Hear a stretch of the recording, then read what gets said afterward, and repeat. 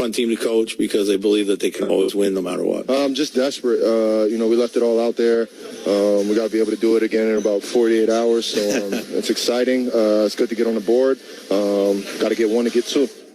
An 11-2 Wolves run built an 8-point cushion with under 2 minutes to play, followed by a cold-blooded 22-footer from Ant with just 40 seconds left that thwarted one last Mavs push. The Wolves held on for a hard-fought 5-point series-extending win. You heard the post-game reactions from both Chris Finch and Kyle Anderson. K.A. said, got to get one to get two.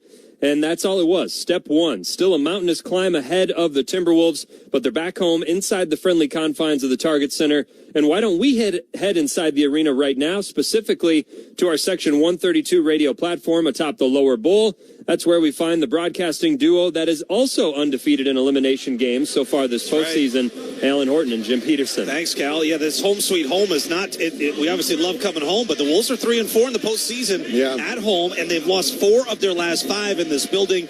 And as Cal mentioned, coming off that must-win in game number 4, the bottom line is, in a very overall perspective, Ant and Cat finally outscored Kyrie and Luka. I mean, that was a huge difference in the game. It made the total difference because Minnesota turned it over 15 times for 30 points off those turnovers, which they had to outscore Dallas to win that game. And it was a good thing that both Luka and Kyrie had off shooting nights. I like the physicality of that game. I thought the Wolves fought. I mean, I don't think you want Rudy, Cat, and Ant picking up 3 fouls in 2.5 quarters. Or a quarter and a half. But I like the way it got a little chippy, too. Luka has kind of owned this series so far in the first 3 games. I thought game 4, finally the Wolves kind of fought back, and they stepped up. And it was Derek Jones Jr. and Rudy Gobert getting into it, Kyle Anderson, Luka Doncic. I think you got to match that like they did in game 4. I don't disagree with you. Obviously, I think switching the matchup had something to do with it, too, getting Ant, off of Kyrie and putting him on Luka for the most part. And then Jaden, the length, I think, bothered Kyrie a little bit, and it seemed when you listen to Kyrie's post-game presser, he kind of said as much. Just different for him to have to play against that kind of length. So, but the physicality was great. The little dust up between Luka and Kyle. I mean, kind of got diminished because Kyle kind of was a peacemaker at the end of the day. But no, I agree. I love physical series. I love when there's little dust ups, and you like the rivalry that's starting to brew between these 2 teams. All right, just about 45 minutes ago, Chris Finch met with the media, and he said he was asked about switching that matchup from Jaden on Luka to Ant on Luka, and he flat out said, yeah, Ant does a better job getting through those illegal screens. And then he backed it up and said why they're illegal screens. Late movement on some of those screen setting. Chris Finch, I think, a little tired of watching these screens not get called when he feels they're illegal. I think that Derek Jones Jr., just going back and watching the video, I think he's one of the main culprits. Are those the back screens that he's kind of set behind Rudy? Well, he's setting the back screens, but also when it's the double drag action, he's sticking an extra hip out. And so because there's a confluence of players in there, there's a bunch of congestion when they're running double drag. Think about it. There's 6 players at the top of the floor getting in the way of each other, and they're switching and they're doing all kind of stuff. And so when Jaden gets the extra little hip, and I just think that Derek Jones has been getting away with a lot of extracurricular activities. I don't know that you've seen a coach do that right before the game in his pregame. It's usually after the game, on and off day, kind of set the stage for that. He did that too. Chris Finch going to that before game 5 here tonight. Derek Lively will play. Mike Conley's been on the injury report. There's no doubt he is going to play. He'll be in the starting lineup. But Lively is back. I thought his absence played a pretty big role in Game 4. Daniel Gafford again. Daniel Gafford had a bunch of dunks. He had 6 hoops in that basket and in that basketball game. And, I mean, a lot of those, I think 5 of them were dunks that were all about pick and roll game. And some of the stack pick and roll we talked about. But it's also in attacking closeouts. And this is something that with Nas and Carl have been going out to the perimeter in rotation. They've been getting their closeouts attacked by perimeter players. P.J. Washington among them, Derek Jones Jr. too. And it's forcing Rudy up into coverage. And so Derek Lively is just another guy that you have to contend with now because somebody's got to put a body on Derek Lively. Gafford is the one that's the most, difficult to defend in pick and roll game. Lively is the one that's getting the offensive rebounds, and he's getting all the little putbacks sitting in the dunker area as well.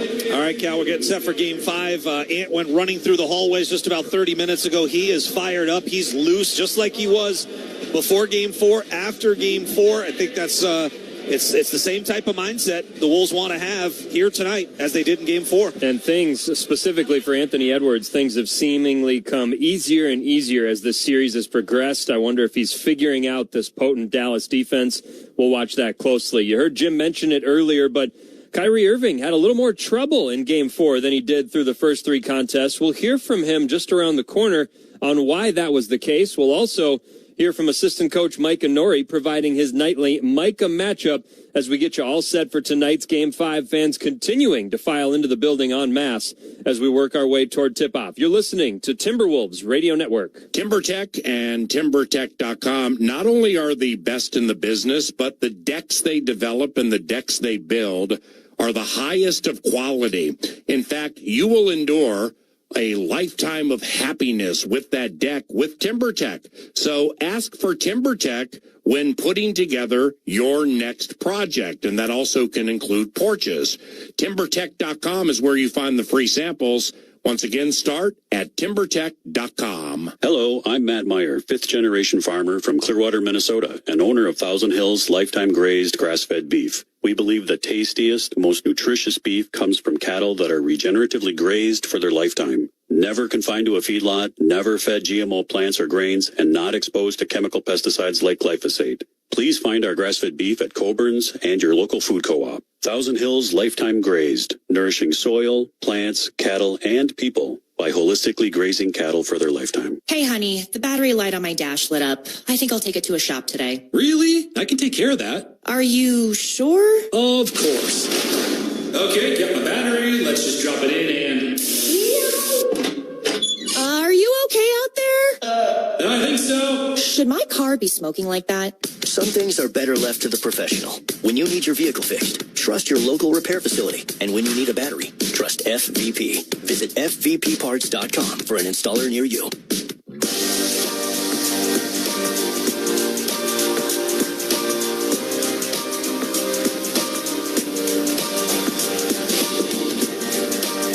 We've been really good closing games with our defense, mostly all season. And then we will score enough. We were able to get stops, I thought, consistently tonight. We didn't turn it over. That was huge. Didn't really turn it over. We had a flurry of turnovers, I think, maybe around 4 or 5 minute mark. But yeah, just those 2 things. And then I think, kind of executing, and Ant did a good job of, making sure we got a shot every time. So.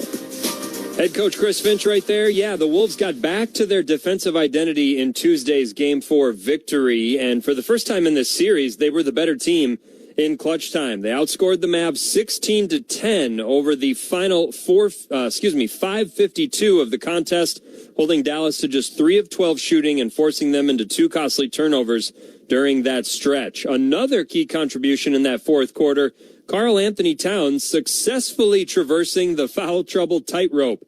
He picked up his 5th personal foul with 5 minutes left in the third. Forced to sit for the rest of that frame, he re-entered 2.5 minutes into the fourth quarter, led the way with 10 points, including 3 triples, before ultimately fouling out with 90 seconds left. He spoke afterwards about his mindset while playing with those 5 fouls. Being aggressive. There ain't no time to have any doubts in your mind, especially at this time. It's Game 4. We down 3-0. There ain't no time to have any doubts. I'm going to go out there, be aggressive, shoot my shot. Like I've been doing all series, and be confident in every shot I shoot. So defensively, be in my spots. All I could think about was being in my spots earlier, make sure that I do as disciplined of defense as possible. And on the offensive end, don't lose any confidence and don't lose any aggression. Well, he remained aggressive, and the Wolves certainly needed all of it. You'll remember Cat entered Game 4 stuck in quite the shooting slump, connecting on less than 28% of his shots, including just 3 of 22 from deep over the first 3 games, but he let it fly in Game 4, and Mavs guard Kyrie Irving was fully expecting some positive regression from the Wolves' big man. I mean, despite the criticism that he's received, the unfair criticism at times, even though he's not shooting the ball particularly well, or he didn't shoot for the first 3 games, he's a great player. I respect him. I know my peers respect him, and my teammates respect him. So we just got to be aware of him, where he's moving on the floor. He's trying to hide behind the defense and get some easy ones. So, that's what great players do. They figure it out, and it's a series. It's a small season series. So I expected him to at least come out with the aggression to put his team in a great position to win the ball game, and he did. Well, it's a series. Where have we heard that before? It's a series that the Mavs now lead just 3-1 after that 105-100 victory from the Wolves. And now here we are back at the Target Center for this Game 5. Still to come, we'll hear from assistant coach Mike Inori, as well as the bench boss Chris Finch himself, who continues to get more and more active in this series despite the knee injury. You're listening to the Tip-Off Show on the Timberwolves Radio Network. Hey, this is Ben Lieber from my friends at Thousand Hills Lifetime Grazed Grass-Fed Beef. You know, I am passionate about the benefits of regenerative agriculture, and these guys get it. Thousand Hills implements holistic grazing practices that restore and enhance our soil and natural resources. It's how farming should be. Plus, the beef is delicious. No antibiotics, no synthetic hormones, no feedlot confinements, just grazing on diverse pastures for the entire life of the animal. Check out this Minnesota brand at your local food co-op, Coburn's, or learn more at thousandhillslifetimegraze.com. TimberTech and TimberTech.com not only are the best in the business, but the decks they develop and the decks they build are the highest of quality. In fact, you will endure a lifetime of happiness with that deck with TimberTech. So ask for TimberTech when putting together your next project, and that also can include porches. TimberTech.com is where you find the free samples. Once again, start at TimberTech.com. Hey, honey, the battery light on my dash lit up. I think I'll take it to a shop today. Really? I can take care of that. Are you sure? Of course. Okay, get my battery. Let's just drop it in and... Are you okay out there? I think so. Should my car be smoking like that? Some things are better left to the professional. When you need your vehicle fixed, trust your local repair facility. And when you need a battery, trust FVP. Visit FVPparts.com for an installer near you.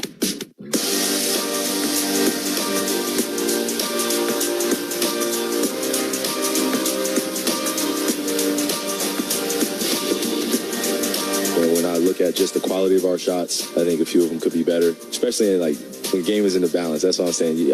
I'm thinking about all the plays where it could have gone either way. But yeah, it just takes a higher level of focus, and also just understanding that we have to run the plays that work, and we have to continue to pick on the other guys that we want to see guarding us, and just continue to feed each other confidence and continue to trust our teammates. You know, good things happen when you just consistently just turn to the next play. More from Mavs guard Kyrie Irving right there after Minnesota's Game 4 victory. For the first time all series, Minnesota's defense made things difficult for that lethal Dallas backcourt. Luka and Kyrie shot a combined 13 of 39 in their loss Tuesday, including just 5 of 17 from deep. Kyrie admitted that the Wolves shuffling their defensive assignments, specifically more of Jaden McDaniels shadowing Kyrie, it made a difference. I mean, it has a huge impact. I mean, you know, he's a 6'9" wing defender that I'm seeing now for the first time from the start of the game. So it's going to be an adjustment. But I love it. You know, I relish in these type of opportunities. It's not the first time I've gone against a taller defender. You know, we're going to have our battles, but I don't want to make it a one-on-one battle between me and Jaden. I got to be smart on the offensive end and defensively just be in the right positions to create some mismatches on the other end when we get stops. And with their backs against the wall, it seemed the Timberwolves and head coach Chris Finch pushed all of the right buttons on Tuesday. Jaden on Kyrie, more minutes from Kyle Anderson. We'll certainly keep an eye on both those two players. On the offensive end, timely buckets in the second half from guys like Jaden McDaniels and Karl Anthony Towns.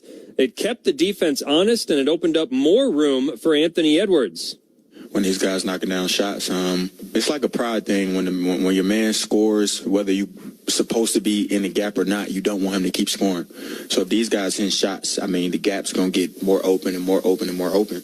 And late in that fourth, because Kat and Jaden was knocking them down, I was able to just get anywhere I wanted. And whether I miss it or make it, I can live with that. And I haven't been doing that the last 3 games of this series. I've been going to the corner and not shooting the ball and not being aggressive. And, that won't happen anymore. Anytime late in the fourth, I'm going to shoot it every time.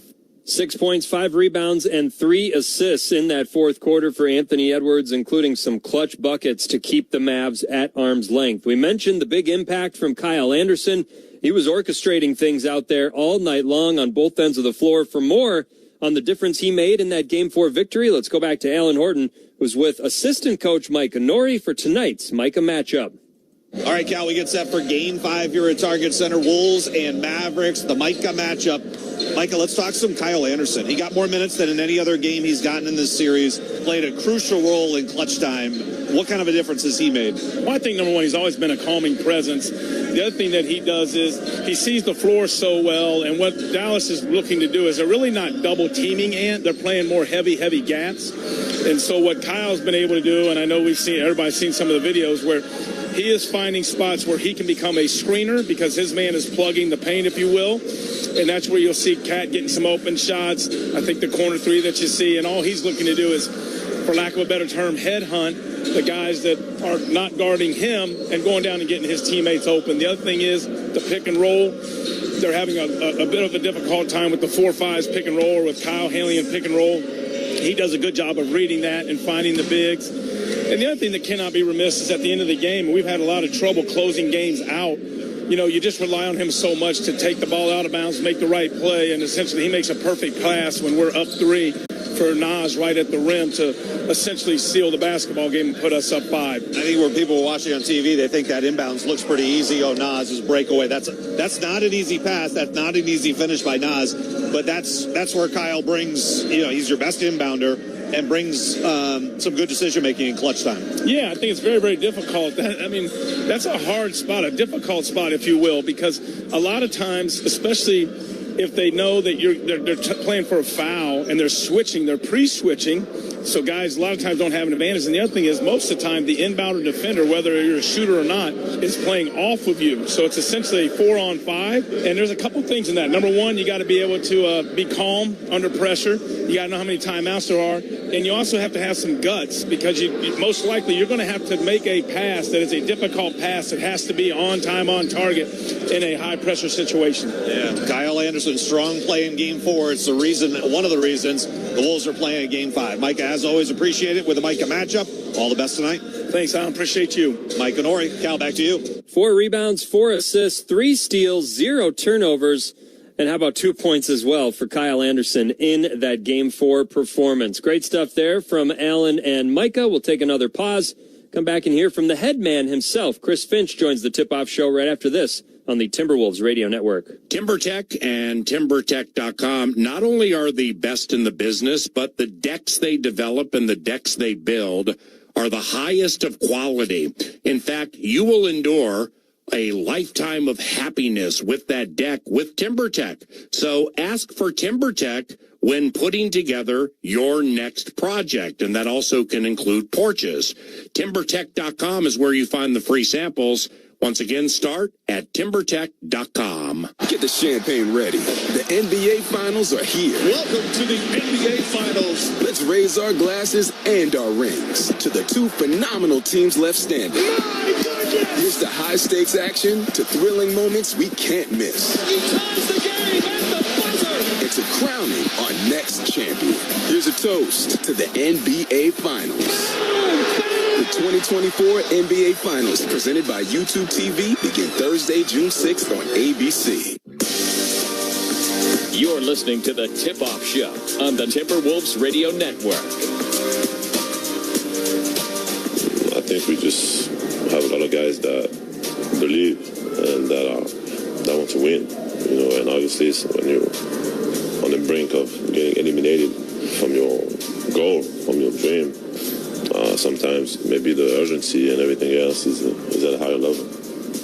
Rudy Gobert, after this morning's shoot-arounds, insisting that the internal confidence and belief amongst the team has remained omnipresent despite the early 3-0 deficit in the series. Step 1 was accomplished on Tuesday in Dallas. They now trail the series 3-1, but of course still need to rip off 3 consecutive victories to become the first team in NBA history, first in 156 tries, to advance out of a series after trailing 3-0. Here's point guard Mike Conley on why he thinks the team is up for that challenge. Really, I think that we still haven't played our best basketball yet. We had a bunch of turnovers, 14 of them, I think, tonight. 14 turnovers in any game you can lose you a game. And we cut that down. We make free throws.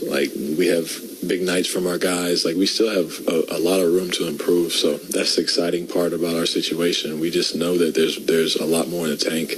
We're a team that prides ourselves on not getting tired, being able to push through that adversity and push through being fatigued. So, hopefully we can, be ready to go game 5 and, just be able to play Wolves basketball. And you've probably heard by now ad nauseum the 0 for 155 stat, the fact that no team has come back from that 3-0 deficit. But do you know off the top of your head how many teams have forced a game 6 when trailing 3-0? Only 11. So the Timberwolves tonight trying to become the 12th team to push their series to a 6th game after trailing 3-0. Let's go back inside the arena. Alan Horton and Wolves head coach Chris Finch for tonight's U.S. Bank pregame preview. All right, Coach, you force a game 5 thanks to the win on Tuesday night in Dallas. After the Mavs get 3 straight wins in clutch time, kind of nice for you guys to finally respond and outduel them down the stretch and out-execute them and get the win in that fashion. Yeah, absolutely. We didn't turn it over. We got good stops, and we made enough shots and got really good offense. You guys were down 1 with under 6 minutes left. Then you go on an 11-2 run to kind of get enough separation to hold on to that. And Cat has 9 of those points, all on threes, all assisted by Anthony Edwards. How good was that connection in those key moments? Yeah, it was much needed, and the timing was perfect. And there was a lot of really good offense there, whether it be Ant driving, Kyle screening, and just got him in several different ways. And I thought the guys did an amazing job really creating excellent offense. Yeah, it felt like Kyle really orchestrated at least one of those threes, where directing Cat to the right spot, then directing the pass, then setting the screen. That's just what Kyle does. Yeah, it is. He's offensively so clever. That's why we love him. He can do so many different things with and without the ball. Everyone can create offense with the ball if they choose to. He creates offense without the ball as well as with the ball, and that's a gift. Ant finished the regular season 3rd in assisting corner threes, and that's a pretty big increase from the year before. Is that a part of his game that he's tried to work on and take advantage of? Yeah, absolutely. I think he's done a much better job of understanding in coverages that he's facing, where the outlets are going to be. Oftentimes they are in the corner. Is it you throw it early? Do you throw it late? At what point do you get off of it? And he's done a better job of doing that. It seems like the game has kind of slowed down for him over this past year. He continues to be aggressive driving, and when it slows down, now you start to see things, right? You point it out, and eventually it becomes routine to look for those corner threes, which obviously is one of the most efficient shots in the game. Yeah, his ability to decelerate, in there is again, it's a bit of a learned skill, because you gotta get by your guy, then you gotta slow down, and then you gotta read the second and third line of defense at the same time as you're changing speeds. You guys are now, with the win the other night, 3-0 in elimination games, and over the last couple of weeks, that's when this team has played their best. Why do you think? Well, to be fair, we've played some pretty good basketball in other times too, but this team's responded well all season. We just tend to have a sharpness in those games. We have great belief. Effort is always there. Connectivity is always there. And, when you have that, you have a chance to win every time you step on the floor. Can it be freeing a little bit, knowing that, hey, we just got to go out, let it all loose? You don't want to get down 0-3, I get that. But when your backs are against the wall, is there almost sort of you take a breath and you relax and maybe play a little freer? Yeah, I described it the other day. It's pretty binary. Like, you either play well and win, or you don't play well and you lose. And there is some freedom in that. If you don't play well and you lose, season's over. And you deal with all those emotions. But if you play well and you win, you just keep extending the series, and life goes on as normal. I'm sure you weren't a big fan of Rudy and Cat and Ant getting into foul difficulty in the first half, but I thought the team kind of played with a physicality and an edge, maybe even a little chippiness that maybe we hadn't seen the first 3 games. Absolutely. We needed it. And set a message, send a tone. We needed to be more physical for sure. There's no reason not to back down from these guys, especially if Luka's going to do what he does. I think it's important for you guys to kind of match that. Yeah, no, absolutely. I mean, it's like there's a lot of histrionics that's going on the floor at any given time. And, sometimes you can get caught up in those in the wrong way. But I do believe you got to send a message. All right, final thing. You guys did a great job defensively on Luka and Kyrie. Hold them to 33% shooting. What stood out to you about the way you guys defended them in Game 4? I think we really closed the space around them. They weren't able to get to their spots as quickly and cleanly as they had been in the earlier part of the series. And then when they got there, we contested a lot better. Do you feel like 4 games in, there's a little bit more comfort level going up against the same looks, kind of 4 straight games, and maybe the team's kind of adjusting to that in a good way?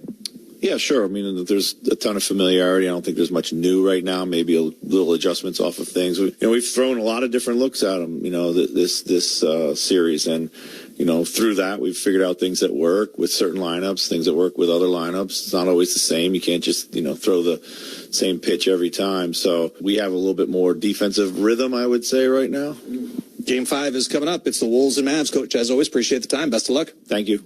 Chris Finch, Cal, back to you. All right. Thank you, fellas. We have tip-off just around the corner on the Timberwolves radio network. TimberTech and TimberTech.com not only are the best in the business, but the decks they develop and the decks they build are the highest of quality. In fact, you will endure a lifetime of happiness with that deck with TimberTech. So ask for TimberTech when putting together your next project, and that also can include porches.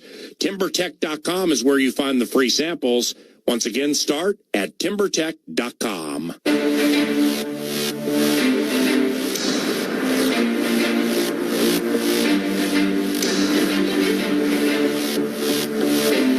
I'm Karl Anthony Towns, and it's time for Minnesota Timberwolves basketball. 95-92, 8 with it up top. Still Luka on it. Left-handed dribble. Down the left side of the lane. Out to Cat. He's going to fire on a 3 and drain it. 4 for 4 from long range for Karl Anthony Towns. And the Bulls lead by 6 with 2:48 left to play. You got to stay focused now. Tonight, the series shifts back to Target Center as the Wolves face a must-win Game 5 against the Mavs. Wolves Playoff Basketball is brought to you by U.S. Bank, the official bank of the Minnesota Timberwolves. Equal housing lender, member FDIC. By Marvin, custom crafted windows and doors designed for your world. By Treasure Island Resort and Casino, the exclusive casino partner of the Minnesota Timberwolves. And by Mayo Clinic, your source for medical answers. With the call of tonight's game, here's Alan Horton and Jim Peterson. 3-0. That's the Timberwolves record this postseason when they faced elimination. Game 6 at home against Denver. Game 7 on the road against the Nuggets. And then in Game 4 in Dallas facing another must-win scenario. The Wolves flipped the script on the Mavs as Ant and Cat outdueled Luka and Kyrie down the stretch to extend the series. Now, can the Wolves do it again and push this best-of-7 Western Conference series back to Dallas? Wolves, Mavs set for the tip-off of Game 5 at Target Center next. We've been a resilient team all year. I think, we never lost 3 in a row until we got to the playoffs. So we never lost 4 in a row. Guys, respond. It's a fun team to coach because they believe that they can always win no matter what. Really, I think that we still haven't played our best basketball yet. That's the exciting part about our situation. We just know that there's a lot more in the tank. No, we don't want to go home, man. We love what we got going on. We're going to try to keep this thing alive. I know the fans will be electric in Minnesota in 2 days, so, we're looking forward to that. What am I supposed to say? I'm supposed to say we're going to lose Game 5? No, I'm not going to never say that. Michael Parsons, he was rocking the 81s, and I told him he wears size 14. I'll bring back some nice shoes for Game 6. That's what I told him. Anthony Edwards wrapping up that montage with Chris Finch, Mike Conley, Kyle Anderson after the Game 4 win, forcing a Game 5. Jim Peterson, this team has been special when facing elimination. 3 straight wins, 4 in their last 5 over the last couple of seasons. Overall, what are some general keys here to duplicating what they did in Game 4? Ant and Cat have to be great. I firmly believe they got to match Kyrie and Luka, and so they did that in Game 4, and they won that basketball game. You can't turn it over as much as they did either, so they got to limit their turnovers. It's just giving them free points, and they've been so efficient at scoring off of each and every turnover. Even when it's been single digit, they've been getting 18 points off of 9 turnovers, things like that, even more than that. And then also, I just think down the stretch, Alan, what's been key in this series has been late game execution. You've got to take care of the basketball and execute down the stretch like they did in Dallas. And one thing the Wolves had in that Game 4 down the stretch was Kyle Anderson, who made a big difference 100%. in this game. He'll come off the bench tonight as Chris Finch will go with the same starting lineup he's used in every game in this series so far. Hey, this is head coach Chris Finch, and here's our starting lineup for tonight. At guard, Mike Conley, Ohio State. Out of McDaniels to the corner. Conley lets it fly and buries it. 6-point game. At guard, Anthony Edwards, University of Georgia. And the Wolves on the move, right side in. Donovan Simon pop 3, dribbles in. Look out, he slams it for 2. Anthony Edwards. at forward. Jay McDaniels, University of Washington. Out to Naz Reid. He'll hoist an angle 3. In and out, no. James Tickball at the buzzer. Count it, baby. Murray. At forward, Carl Anthony Towns, BBN for life. Towns with it right corner. He'll just turn fire over Murray. And drain it. It's a 3 for Carl Anthony Towns. Michael Malone needs a timeout. At center, Rudy Gobert, Saint-Quentin, France. Dukes on KCP. Up top to Towns. He'll take a rumble in the lane. Lobs it for Rudy, who throws it down with 2 hands. The onslaught continues. Timberwolves starting 5 of Conley, Edwards, McDaniels, and Towns and Gobert had their best outing in Game 4. They were a plus 14 in 21 minutes. Meanwhile, Dallas's starting 5 of Luka Doncic, Kyrie Irving, Derrick Jones Jr., P.J. Washington, and Daniel Gafford had their worst outing of the series so far. They were a minus 5 in 19 minutes. But Luka and Kyrie paced the way, and as Jim mentioned earlier, the Wolves held them in check. The Wolves won that battle between Ant and Cat. 54 points on 53% shooting in Game 4. Kyrie and Luka just 44 points on 33% shooting. Before the game, head coach Chris Finch with his thoughts on Ant taking over that matchup against Luka Doncic. Yeah, he does a better job of getting through all those illegal screens they set for Luka. Jaden was getting cracked a lot, and Jaden's traditionally been really good on Luka with his length. But he's been cracked by a bunch of screens out there. So he gets into the ball, gets down, he gets over. A little bit more physical. When the screener hits, he hits back a little bit better. A little feistiness from the head coach, and I thought the team played with a lot of feistiness in Game 4. Hey, the team is a reflection of their coach. Chris Finch's calm demeanor most of the time, but when he gets fiery, Allen, it's something to see for sure. Well, something to see is a little bit different here tonight after 15 straight games in the white uniforms. Yeah. Alternating between the association whites and the classic throwback whites, the Wolves will go to their statement shadow gray jerseys, tops and bottoms with the Aurora green and white trim, and Dallas will wear their association whites for the first time in this series. Rudy Gobert able to win the opening tip, and Game 5 is underway. Timberwolves down 3-1, another elimination game. They must win and pull up. Top of the key jumper, no. Rebound tapped around. Cat's got it. Put back, yes.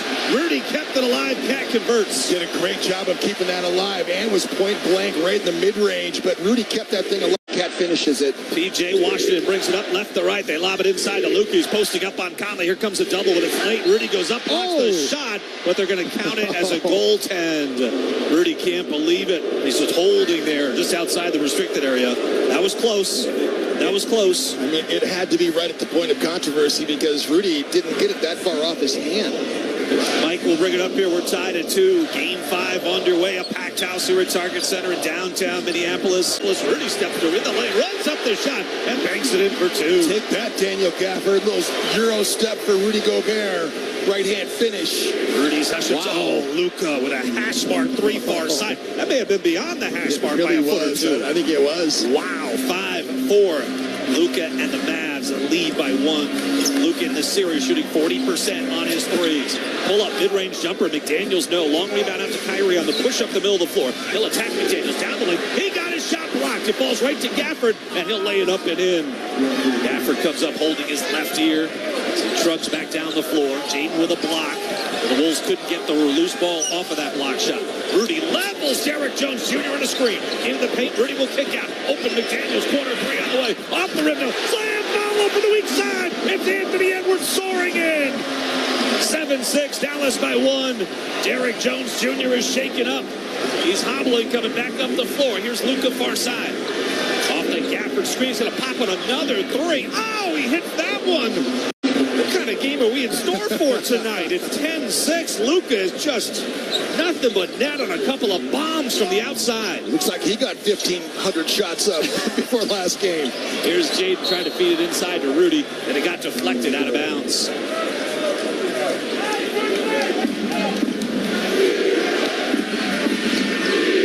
Here's Kyrie on the run, right side. Takes McDaniels inside. Another block for Jaden. This one comes off the glass of the Wolves' control.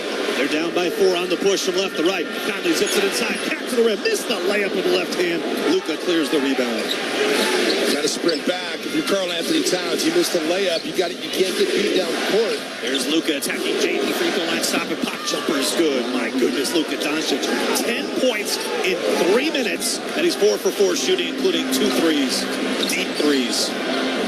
There's Ant. Oh, thought about a deep 3. Got to step on Derrick Jones Jr. He's still out there. Cat fire a 3 off the heel. No. Oh, Kyrie didn't turn. He had the run, so probably not a great hit ahead. Corner, P.J. Washington, pump fake, Rudy flyby, drive inside. Layup, no, but a whistle and a foul. That play just all broke down because of the long rebound and really a secondary break for Dallas. It's so important to knock down open shots, especially if Luka's going to be in Luka Magic role, and that's what this game has started. I mean, he's perfect from the floor, and the depth of his 2 3-point makes was just astounding. Both on the left side of the floor. The first one was outside the hash mark, and the second one wasn't much further from that. It was almost the same exact spot. Derek Lively's going to come into the game for Dallas as well, so they're back to their 1-2 punch of platooning both Daniel Gafford and Derek Lively. So they officially put those 2 threes by Luka Doncic down. It's a 31-footer, the first one. Second one, 28. Doesn't quite do it justice, actually. It really doesn't. 14-6 after a couple of free throws from P.J. Washington. 3 gone, 9 left to play opening quarter. Dallas by 8, 14-6. Conley up the center of the floor to his right, and Anthony Edwards. And his scoring has gone up in each of the games in this series to 29 in game 4. 5 on the shot clock. Mike gets it back on the drive off to Rudy. He'll float it up in the lane. Shot no, tip follow. Carl Anthony Towns. Nice touch, attacks the rack, keeps the Wolves to within 2 possessions. Luke up the center of the floor, and a whistle stops play. They're going to get Jaden McDaniels on a foul. He was battling with Derek Lively, who's already into the game. They subbed so early that I've never actually seen Lively come in for Gafford in any of the 4. Well, he didn't play last game, but the prior 3 games. That's 2 on Jaden, by the way. Picked up his second foul. Kyle Anderson will come off the bench. Luka down the lane. The runner with the right hand is good. He had Ant on his hip. He just floated it up and in. You know, Luka, for all his scoring, has only gotten to the restricted area 6 times. He's made 5 shots there. And that tells you his degree of difficulty. He's not getting layups and dunks, so he doesn't dunk very much anyway. Everything else in between. Here's Rudy on a post-up against Doncic. Holds. 6 on the shot clock. Cross the lane. Rudy turns. Drop step up with the right hand. Got it. And a foul. Luka commits it. 3-point opportunity. Even Luka has to smile a little bit. How about the post move by Rudy Gobert? Took his time.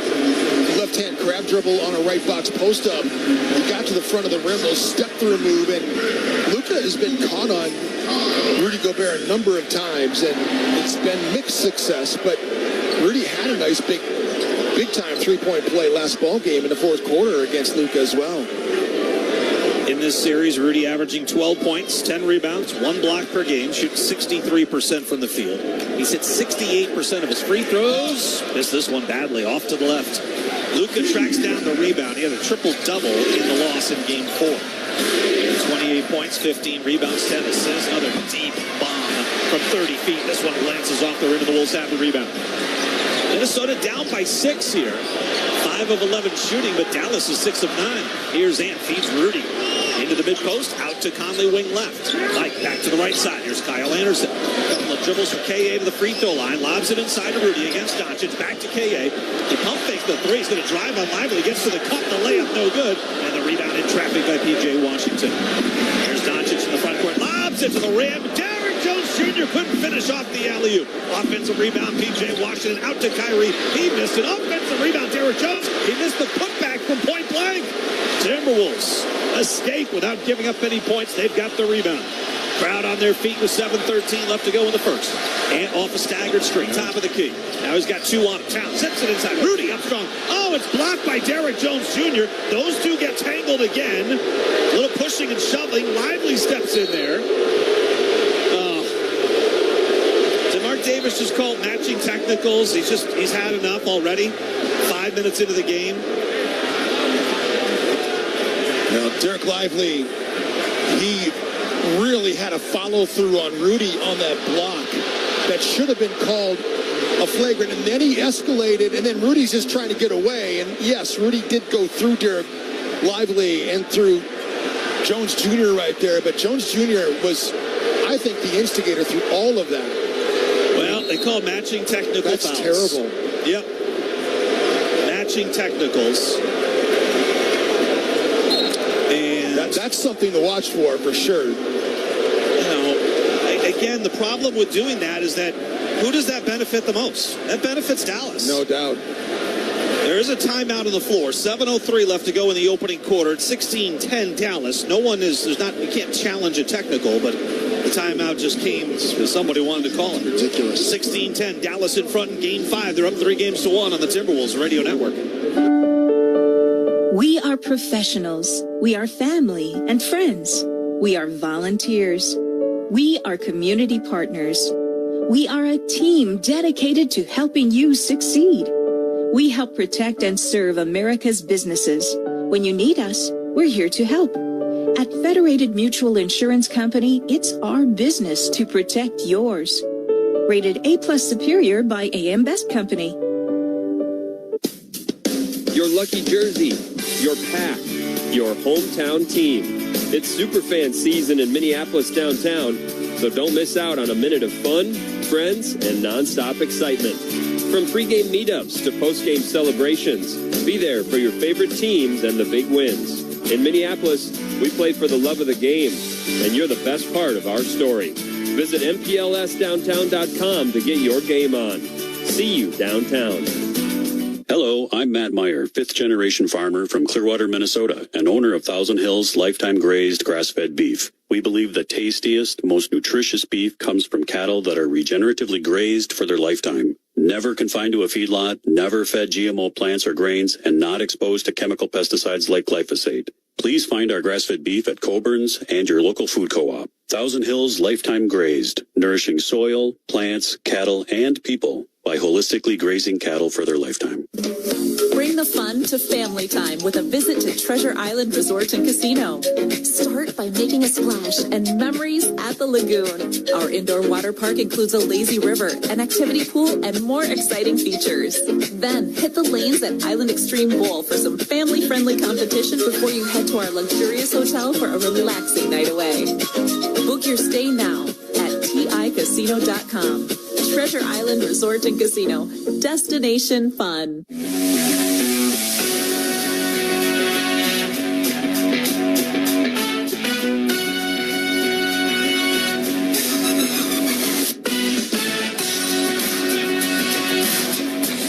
Mark Davis, the crew chief, who the Wolves are 3-1 when he referees a game in the postseason involving the Wolves.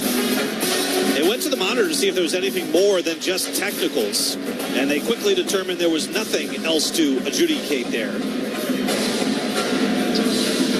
And so it'll just be matching technicals on Gobert and Derrick Jones Jr., and I even forget what the result of the play was. They didn't call a foul on Derrick Jones Jr., so I think it's ball out of bounds to Minnesota. Yeah, it's ball out of bounds for Minnesota on the baseline, yep.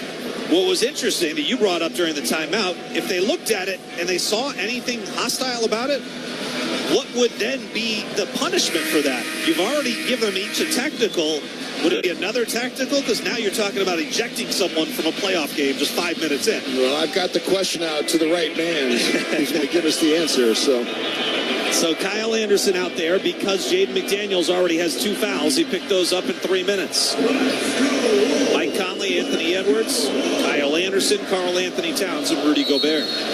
The answer is yes. He would have been ejected had he been given a hostile act. Wow. He would have given a double technical and then a second technical for the hostile act. He would have been ejected. So they weren't going to do that. I don't even think they should have given the technicals, to be honest with you. I would have liked to see them separated, no harm, no foul. And then if something happens a little bit later, now you start to give out technicals. Towns misses a runner left of the lane, and the Timberwolves still trail by 6 as Dallas collects the rebound. Dallas has hit 6 of 12 shots. They're 2 of 4 from deep. They get it to Doncic against Kyle Anderson, right side of the floor. Kyle reaches around, pokes it free from behind. Ant's got it, crosses over on Kyrie, stumbles in the lane, rises up, got the shot to drop, and he drew the foul. What an athletic finish by Anthony Edwards. He's going up against 2 defenders. He got tripped up in the lane, still managed to get the shot off. And now he's got a chance for a 3-point play. Wow, and Ant did all that in all kinds of traffic. He was trying to sprint dribble down the floor, but he was under duress. A lot of duress. P.J. Washington and Kyrie were both sandwiching him, and he lost the dribble, but somehow got rhythm back and able to finish that on sheer hang time, right? I mean, he hung in the air a long time. Couldn't cap off the 3-point play. When the Wolves do get a 3-point opportunity, they can't hit the free throw. Other times they can't get the shot to drop, and they get the 2 free throws out of it. So here's Dallas from left to right as Luka Doncic goes down the lane, runs it off the glass. The shot, no, and Rudy Gobert pulls down the rebound. Dallas has missed 5 straight shots. Here's Kyle Anderson up top to Cat to the right side. Conley open, look at the three. Got it. Rattles it home opposite the Timberwolves bench. Mike Conley on the score sheet. 7-0 Timberwolves run, and they're within 1. Here's Kyrie Irving pulling up at the elbow and hits the jumper. Found some space. Kyrie had just 16 points in game 4 and 6 of 18 shooting. Wolves bring it up here. Target center just buzzing here. Kyle to the free throw line. Dumps it inside to Rudy. Tough catch. Turns. Rips it away from Luka. The layup. Yes! And a foul! Rudy making an impact here in the opening quarter. He's up to 6 points on 3 of 5 shooting. It looked like he turned, almost lost that ball to Luka, got it back, and then rose up through the contact of Derek Lively. Well, they can be assessed the foul to Derek Lively. Rudy Gobert, the way that he's starting here, he's got 6 points on 3 of 5 shooting. He has a chance to make a free throw here. Missed his first one, but I think he's looking up at that TNT set up there and say, stick it to all those guys sitting up there. That was one of my thoughts as well. Free throw is good. Nothing but net for Rudy. We're tied at 18. 10-2 run for Minnesota here. 10-2 to tie it up. Dallas has missed 5 of their last 6 shots. Luka Doncic out in midcourt against Kyle Anderson. Off the Lively screen, runs into 2 defenders, splits that, step through on Rudy and lobs it to the rim, and Lively throws it down. I mean, working his way through traffic. Unbelievable.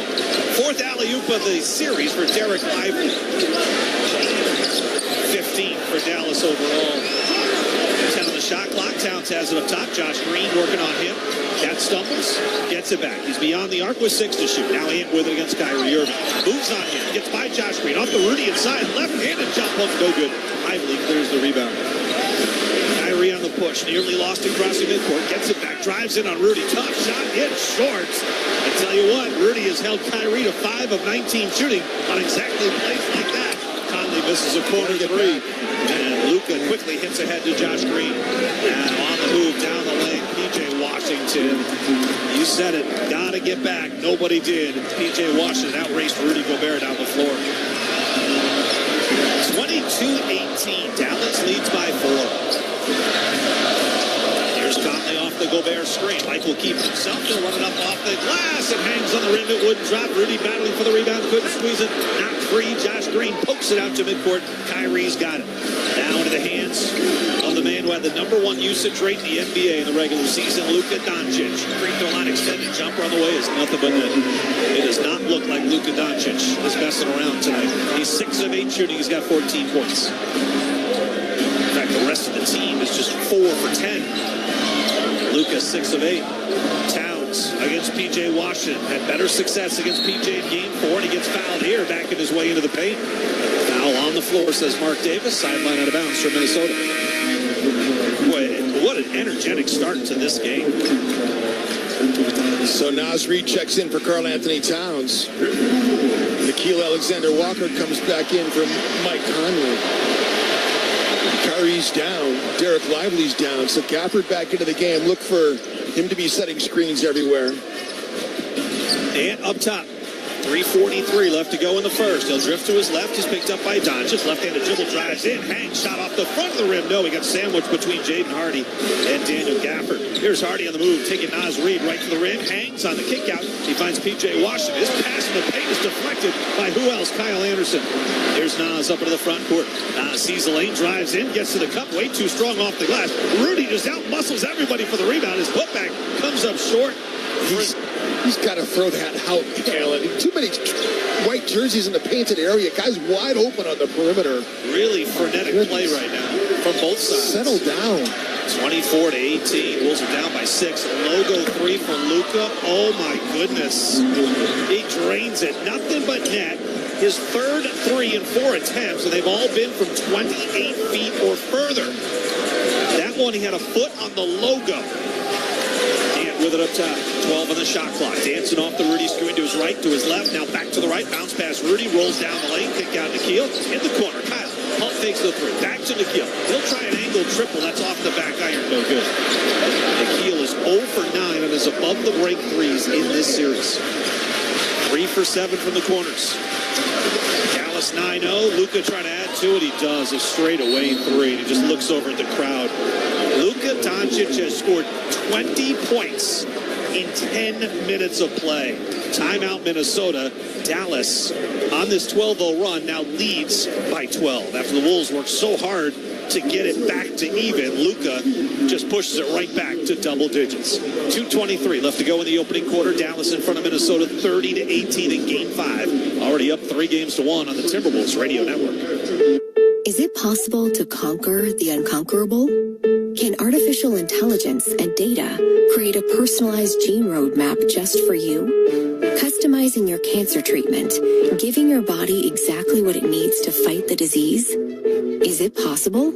It already is, because every day we're doing what's never been done. Learn more at mayoclinic.org/possible. Mayo Clinic. You know where to go. Anything can happen when you say I'm in to a scratch game from the Minnesota Lottery. Besides cash prizes, some scratch games offer a second chance, so even non-winning tickets can win. Since this is probably music to your ears, we'll say it again, in a song. Besides cash prizes, some scratch games offer a second chance, so even non-winning tickets can win. Minnesota Lottery. I'm in. Must be 18 or older to play. Time for a look elsewhere around the league. It's brought to you by your local Toyota dealers. Visit Toyota.com today or head to one of your local Toyota dealers. Toyota, let's go places. 9 full days. That's how long the Boston Celtics have since completing their 4-game sweep of the Indiana Pacers on Monday until Game 1 of the NBA Finals takes place next Thursday. That's enough time to get a book club started and finished. It's been an emotional postseason, says Jason Tatum.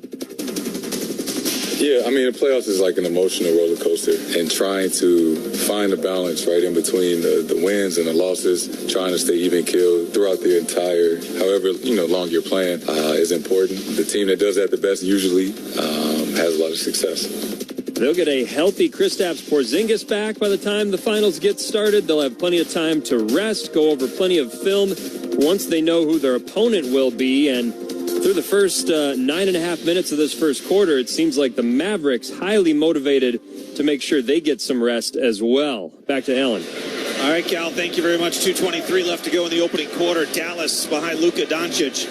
His second 20-point quarter in his playoff career. He is on fire, 8 of 10 shooting, 4 of 5 from beyond the arc. Before the game, his head coach talked not about Luka, about getting Derek Lively back. When you talk about his spirit, his energy, his ability to protect the rim, and then offensively being able to have the vertical game, and then also being able to get offensive rebounds, it was something that we missed. But having Lively gives us the ability to stay big and athletic, and so hopefully with him back, that actually could help with PJ and D. Jones about just being able to get their minutes down. Well, Derek Lively makes a huge difference for the Mavs, but Luka Doncic is leading the way. Jim, how are you defending Luka Doncic when he's hit already a couple of 30-footers? Well, 3 from beyond 28 feet. That's a whole nother range. You can't guard the guy from ludicrous range. I mean, yes. You got to, but it's all the other stuff, though. He's able to move and do whatever he wants, and then on the other end of the floor, they do not run him around as much as they need to. You can't take quick shots. You've got to get Luka involved in the actions, put him through the paces a little bit. You got to tire him out. Kyle Anderson will bring it up. Nikhil Alexander-Walker, Anthony Edwards, Karl Anthony Towns, and Naz Reid on the floor. Rudy sits down. He's taking more shots than any other player on the floor for Minnesota. And pull-up elbow jumper, no. Well, that shot goes off Gafford across the baseline. I guess he touched it. I thought that might be Dallas basketball, but John Goebel says otherwise. The funny thing is that, Luka has torched Minnesota's 2 best defenders on him. Kyle 3 of 5, Ant 3 of 3. So off the inbound, Cat drives baseline, kicks out to the free throw line. Here's Kyle moving into Naz, who tries to dribble drive, lost it, loose on the floor. And are we going to get a jump ball? We are. Boy, Luka did what we were talking about. He took his hands off to not tie it up. He wants Gafford to jump it up. Well, I think that's a best case scenario for Minnesota, because Naz puts the ball on the deck and boots it around. I mean, you're lucky to come up with at least a tie up here to have a chance to win the jump ball and keep the possession. Gafford can get up, though. Gafford against Nasri at the free throw line. The Wolves down by a dozen with 2 to go in the opening quarter. I mean, who's Nas going to tap it to right now, Alan? Look at the configuration of the floor right now. Who would you tap it to if you're Nasri? You don't have the advantage anywhere. You have no advantage anywhere. Goes out of bounds, and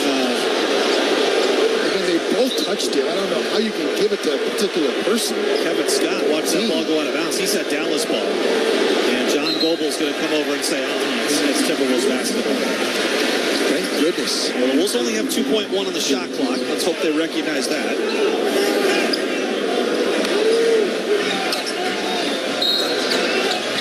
Kyle Anderson will trigger in. Got to be something quick here. Ant comes to. There's nothing there. Now to Ant, the hash mark. Holds one dribble, pulls up. He didn't get that off. He hit the shot, but it came after the buzzer. So that'll be a shot clock violation against the Timberwolves. That's already their 3rd turnover of the game. That was a quick 2.1. It actually was, wasn't it? I mean, Ant had it seemed like he only had it in his hands for a second or two. But, I mean, I know it's 2.1, but man, that went fast. Doncic has it up top off the high Gafford screen. Now traps and terminates the dribble. Here's Gafford to the right side and Jaden Hardy. Hardy probes to the left end. Now switches off to the right hand, back to left between the legs. Lost it. Gets loose on the floor. Nikhil scoops it up. Timberwolves down by a dozen. They good possessions, and he threw it away. Luka to Hardy, right back to Luka. Catch and shoot 3 on the way. That's offline. Towns, a much more sure outlet here, and Kyle Anderson has it up in the front court. Spinning away and then lost it. Luka dives on the floor to get it back. Gets it to Hardy. His pass ahead is knocked around. Finally, Josh Green's got it. Drops it for Gafford, who goes up for the shot, and he got fouled. 2 shots coming up. This type of frenetic play, this benefits Luka Doncic and the Mavericks. The Bulls have turned it over 4 times.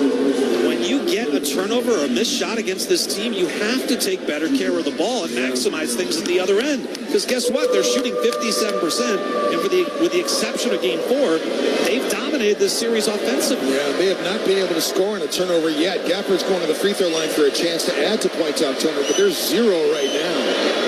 Timberwolves have missed 8 consecutive shots.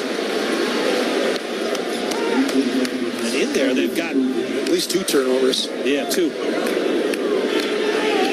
I mean, Towns had one and Cal just had one, so it's been this frenetic pace as you're talking about. They've tried to match this is the first free throw here. They've tried to match what Dallas is doing. Yeah. That's not a game they want to get into. One more free throw coming for Daniel Gafford. Free throw is good. Dallas has their largest lead of the game. They're up 13. The other thing is that neither Cat or Ant has been able to really establish themselves in this game. Both of them are 2 of 5. Maxi Klima is in the game for Dallas. We saw him in Game 4. Missing time with a sprained shoulder. Separated shoulder. Here's Anthony Hunter. Right by Klima. Then a reach-in foul on Daniel Gafford inside. That'll be his first. That should send the Wolves to the free throw line here. Anthony Edwards 0 for 1 at the stripe so far tonight. Timberwolves, go ahead. Ant is an interesting study of offensive greatness because there are times when he seems to be able to score pretty much at will, and then there are other times as he misses the first free throw. There are other times where he seems to really struggle and everything is hard. He can still score when things are hard, but it just bogs down your offense. Do you know what I mean? Like, he's not like Kyrie or Luka or Jason Tatum or some of these great, like, professional scorers, but somehow he still gets it done. 1 out of 2 at the free throw line. It's a 12-point Dallas lead. 44 seconds left to go first quarter. Luka and Kyrie still out there with Gafford, Green, and Kleba. Green up top. Here's Luka against Kyle Anderson off the Gafford screen. Luka to the left side, still with the dribble across the paint. Lobs it up off the backboard. It comes down to Gafford, and then he just responds by catching it off the glass, rising, and dunking for 2. He had 5 dunks in Game 4. He was 6 for 6 from the field in that game. And he's now got 11 dunks in the series. Nas looking to answer, drives in, couldn't hit the shot with 20 seconds left. 33-19, Dallas up by 14 points, and they'll have the final shot of the quarter. Luka's career high in a quarter is 21. He did that against Golden State last season. Here's Kyrie in the paint, runs it up on Naz Reid, scores it for 2.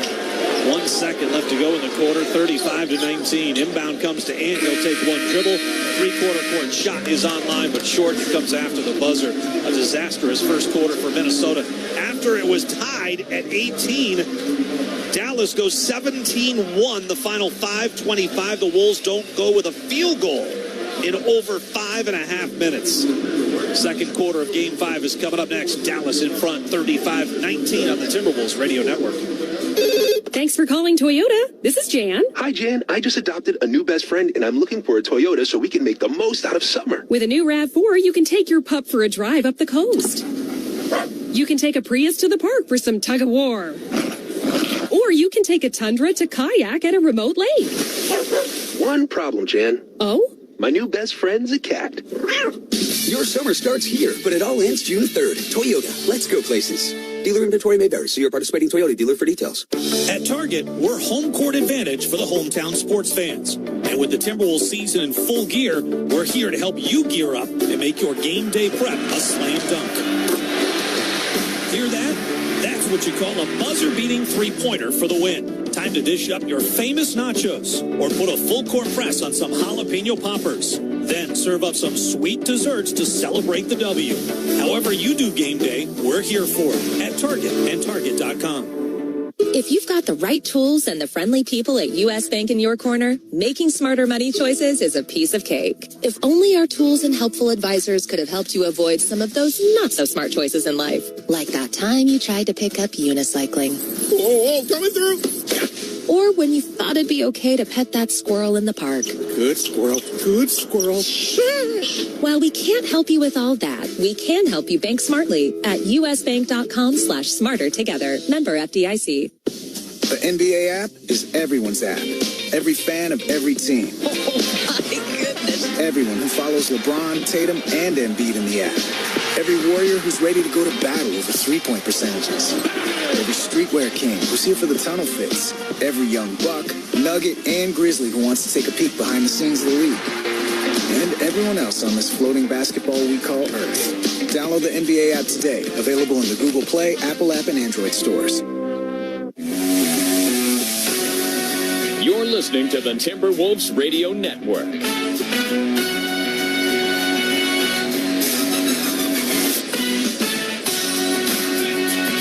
Was tied at 18. Wolves and Mavericks in Game 5. And then all Dallas did over the final 5.5 minutes of that first quarter was outscore the Wolves 17-1. Luka Doncic, I thought Jim Peterson really set the tone. 8 of 11 shooting, 4 of 6 from deep. 20 points in that quarter, just the second time in his postseason career he's had a 20-point quarter. He's been knocking down those shots, and then he's been looking back at the TNT bench over there, like all the broadcasters kind of like make a spot now for me because I'm coming up after the game. Yeah, like the histrionics with Luka, and he's just so smug. You just want to stick it to him so bad. He does that all the time, right? That's how he gets going. That's part of what fuels him, I think. It's what Luka magic is, for sure. 12 minutes up on the scoreboard. The Wolves missed their final 9 shots. They haven't had a field goal since Rudy's and one at the 5:43 mark of the opening quarter. So they trail by 16. Dante Exum, Josh Green, Kyrie Irving, Derek Lively, and Maxi Kleber, the 5 on the floor. Kyrie's got it on the right side. He's got 4 points on 2 of 6 shooting. They double him, force a pass off to Maxi Kleber, gives it right back to Kyrie. Against Nickeil Alexander-Walker, beyond the arc, 7 to shoot. Right-handed dribble drive to baseline, pushes off, fades away, and strokes the 10-footer.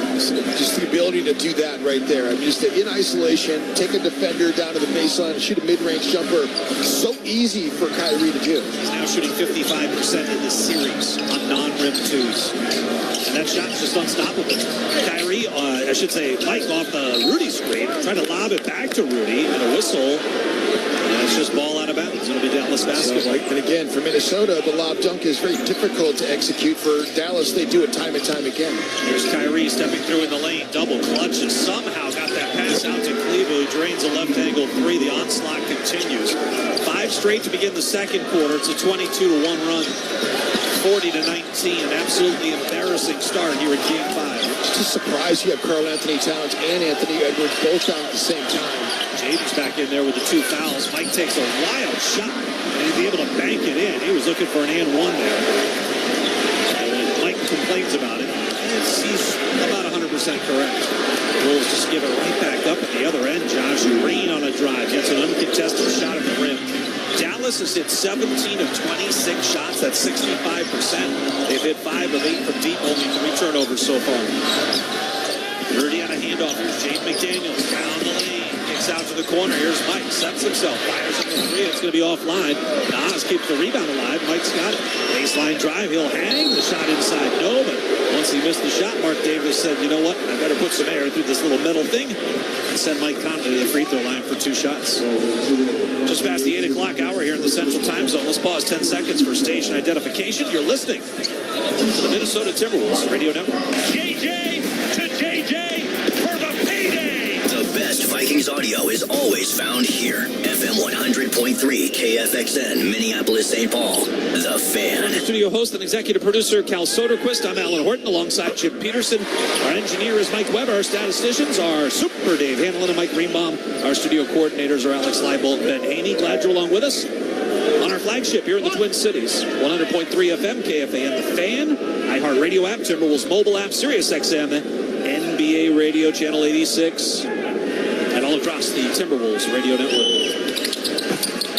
2 free throws good for Mike Conley. It's 42-23. Dallas' 21-point lead is down to 19.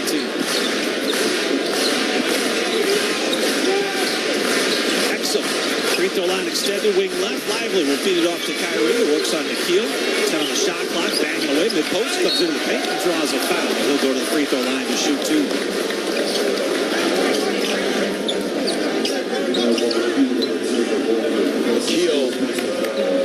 Just swipes down and just gets all arm. He had no chance of being able just to get the basketball. I mean, Kyrie did a great job of, being in a post-up. How often do you see guards being able to post up that effectively? So Kyrie gets it in the low box on the left side, just backs Nikhil down in the paint and just makes him foul him in that situation. Kyrie hits the first after Game 4. He talked about moving on from that loss and already looking ahead to Game 5. We just have to, consistently do the little things where we affirm each other in every part of it. We're okay, and coming out tonight, we felt like we were okay, but you can tell it was the emotional fatigue of fans and us, and everybody was pressured. And, it's a new space. So now we just got to deal with this one, deal with this loss, and get ready for Minnesota and enjoy that ride there, man, because it's going to be hostile. When Kyrie's focused in on basketball, he's great to listen to talking about the game. He's a smart guy. Yeah, he's in that regard. He's smart, he's congenial.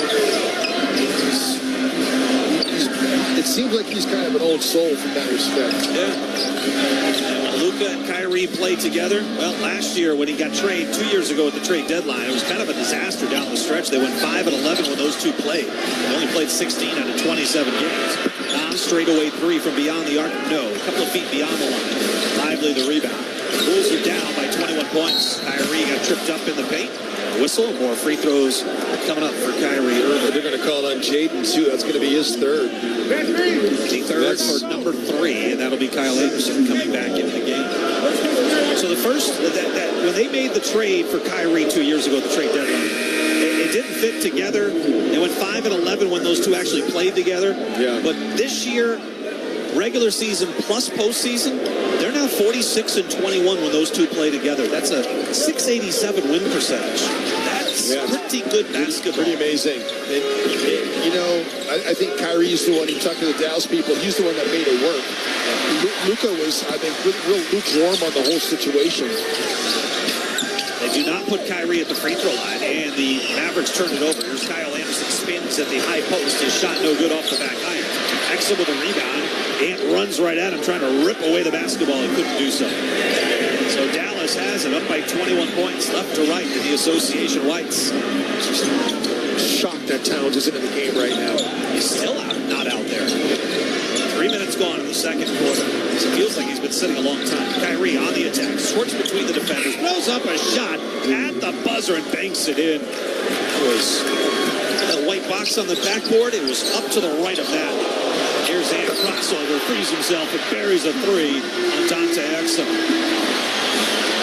Highlight real stuff, but the Wolves are still down by 20, 46-26. Kyrie to Lively inside, kick out. Green will move it to the corner. Kleba, he put it on the deck and traveled.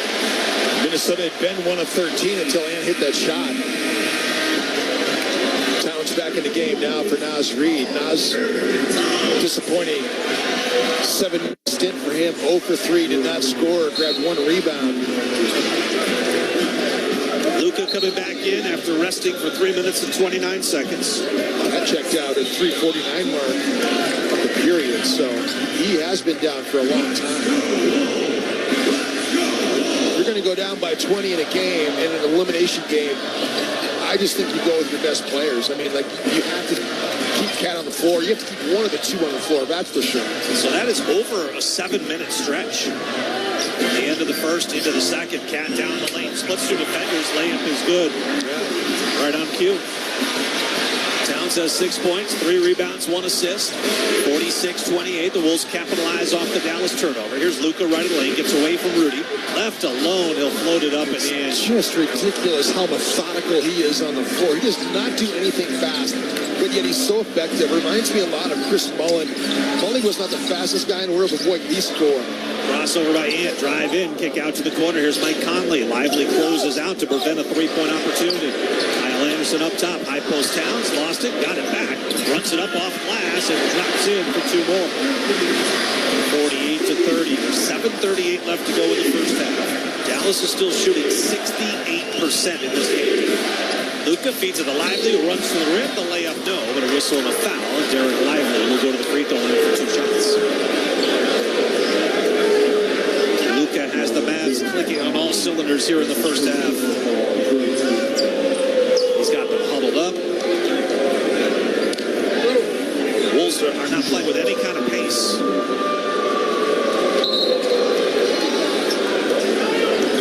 A tidy 145 offensive rating for Dallas right now.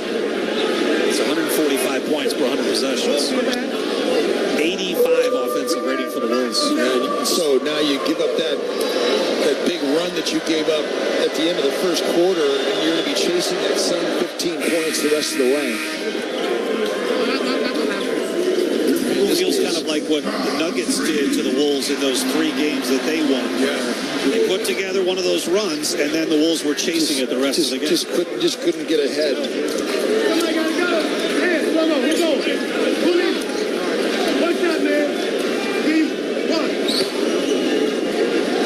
Mark Davis telling everybody 1 shot. Luka, Kyrie, Lively, P.J. Washington, and Derek Jones Jr. Gafford has to wait because he's coming in for Lively, who took the free throw. 49-30, Dallas by 19. 7:23 left to go for the first half. Cat with it, right side. Takes the rumble inside the lane, runs up on Lively, drew the foul. Well, Cat has been aggressive tonight. He has driven already probably 4 or 5 times, and he's either hitting shots or he's getting to the free throw line. It's 4 of 7 right now. He's going to be the first free throws for Karl Anthony Towns in the ball game. Minnesota is 4 of 7 from the line. Ant missed 2 of them.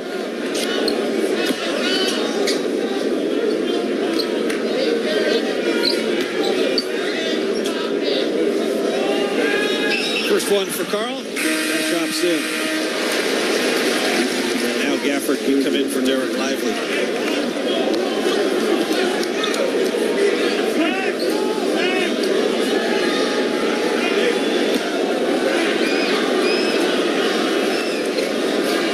One thing that Dallas has run against Minnesota for profit has been stack pick and roll. So we saw Rudy Gobert getting back screen in that action. Kyrie handling right now against Anthony Edwards. So watch Luka Doncic setting the screen on Karl Anthony Towns in the stack action, but he just releases right now. Luka has it up top here. Kyle Anderson is on him. Gafford to set the high screen. Luka bounces out to Kyrie, who moves it to the corner. Derek Jones Jr. 3-ball, no. Rebound. Gafford comes away with it. Out to Kyrie. The possession continues. Luka crosses over, drives on Anderson in the lane, makes the pass, one-footed following. That's short rebound. Gotta have it. Finally, the Wolves secure. So they've got Nas and Cat out there together with Kyle, Ant, and Mike up front in the backcourt. Here's Ant. Got Kyrie on his hip, runs it up down the lane. The shot comes up short. The Wolves couldn't take advantage. They're shooting 35%, while Dallas is at 63%. Dallas +6 on the glass early on. Here's Gafford, top of the key, out to Derek Jones Jr. Got an open lane. He drives in, missed the shot, and the Timberwolves have the rebound. 5-on-4 advantage if they push. Hit ahead to Kyle Anderson. Steps through in the lane. Out to Nas. Nas puts the deck. Didn't see Derek Jones coming. And knocked the ball away. Nas steals it right back. Down to the corner. Here's Ant. Spot up for the three. Missed it. Luka the rebound. Now the Wolves are in trouble here. Kyrie just knocks down Kyle Anderson. No call. Derek Jones Jr. corner three. Bingo. 52-32. Back to a 20-point Dallas lead. Irving backs it out. 5:45 left to go second quarter. Off the Kyle Anderson screen. Probes into the paint. And two defenders go with him. Pat fakes the pass. Drives in the paint. Nothing but bodies there. He forces it up and that's got to be an and one right there. That's got to be an and one right there. Wow. A lot of contact. 18-point game. Still plenty of time here to start to gain some momentum. Maybe cut to that Dallas lead. P.J. Washington, corner three, blocked by Nas Reed. Mike Conley pulls down the rebound. He gets fouled by Derek Jones Jr. So 52-34, Dallas by 18. Time out on the floor. We step aside on the Timberwolves Radio Network. When you drive a vehicle so reliable it's backed by a 10-year, 100,000-mile limited warranty, you stop thinking about what you can't do and start doing what you never thought possible. Visit your local Kia dealer today to see what you're capable of in a vehicle that inspires confidence around every corner. Kia, movement that inspires. Call 800-3334-KIA for details. Always drive safely. Limited inventory available. Warranties include 10-year 100,000-mile powertrain and 5-year 60,000-mile basic. Warranties are limited. See retailer for details. Hey, honey, the battery light on my dash lit up. I think I'll take it to a shop today. Really? I can take care of that. Are you sure? Of course. Okay, got my battery. Let's just drop it in and... Are you okay out there? I think so. Should my car be smoking like that? Some things are better left to the professional. When you need your vehicle fixed, trust your local repair facility. And when you need a battery, trust FVP. Visit FVPparts.com for an installer near you. Wolves fans want to get playoff tickets right now? Dayton offensive rebound. Put back hammer. Yes! Become a 2024-25 season member, and you can pick out your seats for the 2024 playoffs today. Out to McKeel in the corner. A three ball splashes home. Memberships feature phenomenal perks like 25% off concessions and team merch at every Wolves home game. Plus, pay for your membership monthly. You gotta love it. Learn more at timberwolves.com/memberships. When it comes to watching the game, it's always nice to sit and savor a delicious snack. And Jack Link's protein snacks always hits the shot. Jack Link's beef jerky is made with 100% beef that's simply seasoned and hardwood smoked to deliver a mouth-watering, flavorful, good source of protein, convenient snack. Jack Link's, the official protein snack of the Minnesota Timberwolves.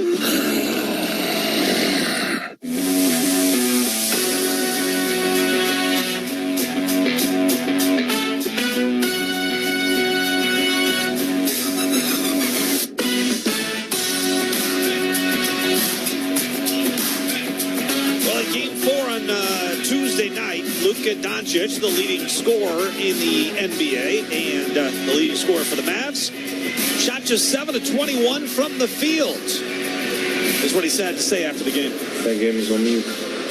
Just didn't give enough energy, so we got to do better. They won one game, we just got to focus on the next one. We won 3 games. It's first, like I said, it's first to 4. No matter if you win in 4 or in 7, we just got to win 4. Well, Luka has set the tone tonight. 9 of 13 shooting, 4 of 6 from deep, 22 points, 3 rebounds, 3 assists. He's got 22 points in 15 minutes. He had 20 of those in the opening quarter. Second time in his career in the postseason he's gone for 20 or more. And Dallas is in control right now. They're up by 18 points. They're shooting 61% from the field. They've hit 6 of 11 from deep. They're 6 of 8 at the free throw line. They're dominating the glass. They have the edge in, like I mentioned, rebounding. They've got the edge in fast break points. They've got the edge in turnovers. And right now, not a lot going well for Minnesota. No, it's not. I mean, it's inexplicable. So Minnesota's bench is 0 for 6 in the game so far, so they have not impacted this game. It's really upsetting for Nickeil Alexander-Walker to be kind of missing in action here in this series. He's not been good. He's 0 for 1. Nas 0 for 3. Kyle has not scored yet either. So it's a problem. You need points right now. He's kind of in a quandary. Ant tags down the lane, lays it up and in for 2. 52-36. The Wolves are within 16 here. It's as close as they've been since the end of the first quarter when they trail by 16. I know you need to get stops, but you need to get buckets at There's this an illegal juncture. screen. Yeah, finally. So Kevin Scott, the umpire, who's reffing his 46th playoff game, he got into it with Mike Adori and Chris Finch during that last timeout. Mike and Chris were unloading on him, and not a huge surprise then that they're probably calling out some of those illegal screens. Right. There was one right there. Yeah. Well, you know that Minnesota sends in clips all the time of what they think is egregious mistakes and misses by these referees. Who knows if it does any good? So Kyle will bring it up here. The Wolves have a chance to get it to 14, maybe 13. Here's Cat working against P.J. Washington. Muscles past him, but missed the layup. Can't miss layups in this game. Then foul right afterwards. Kyle gets caught up. Yeah. He's going for the ball, so I don't think it could be a transition take foul. You do have to, as long as you make an effort to get the ball, I think you're safe. Well, and Luka's creating the contact as well. I mean, Luka's the one that's creating the contact. Yes, Kyle had his arm in there a little bit, but Luka's the one that's slapping at Kyle's arm, creating the contact that's causing the foul. Doncic doubled him in court. Now Lively and a foul on Anderson. Kyle picks up another one. It's going to be his second. And you're putting him in to the bonus as well. So, I mean, Minnesota's over the limit now, so Kyle fouls twice, and now it's going to be 3 points. Derek Lively's not a great free thrower, but still. 51% in the regular season.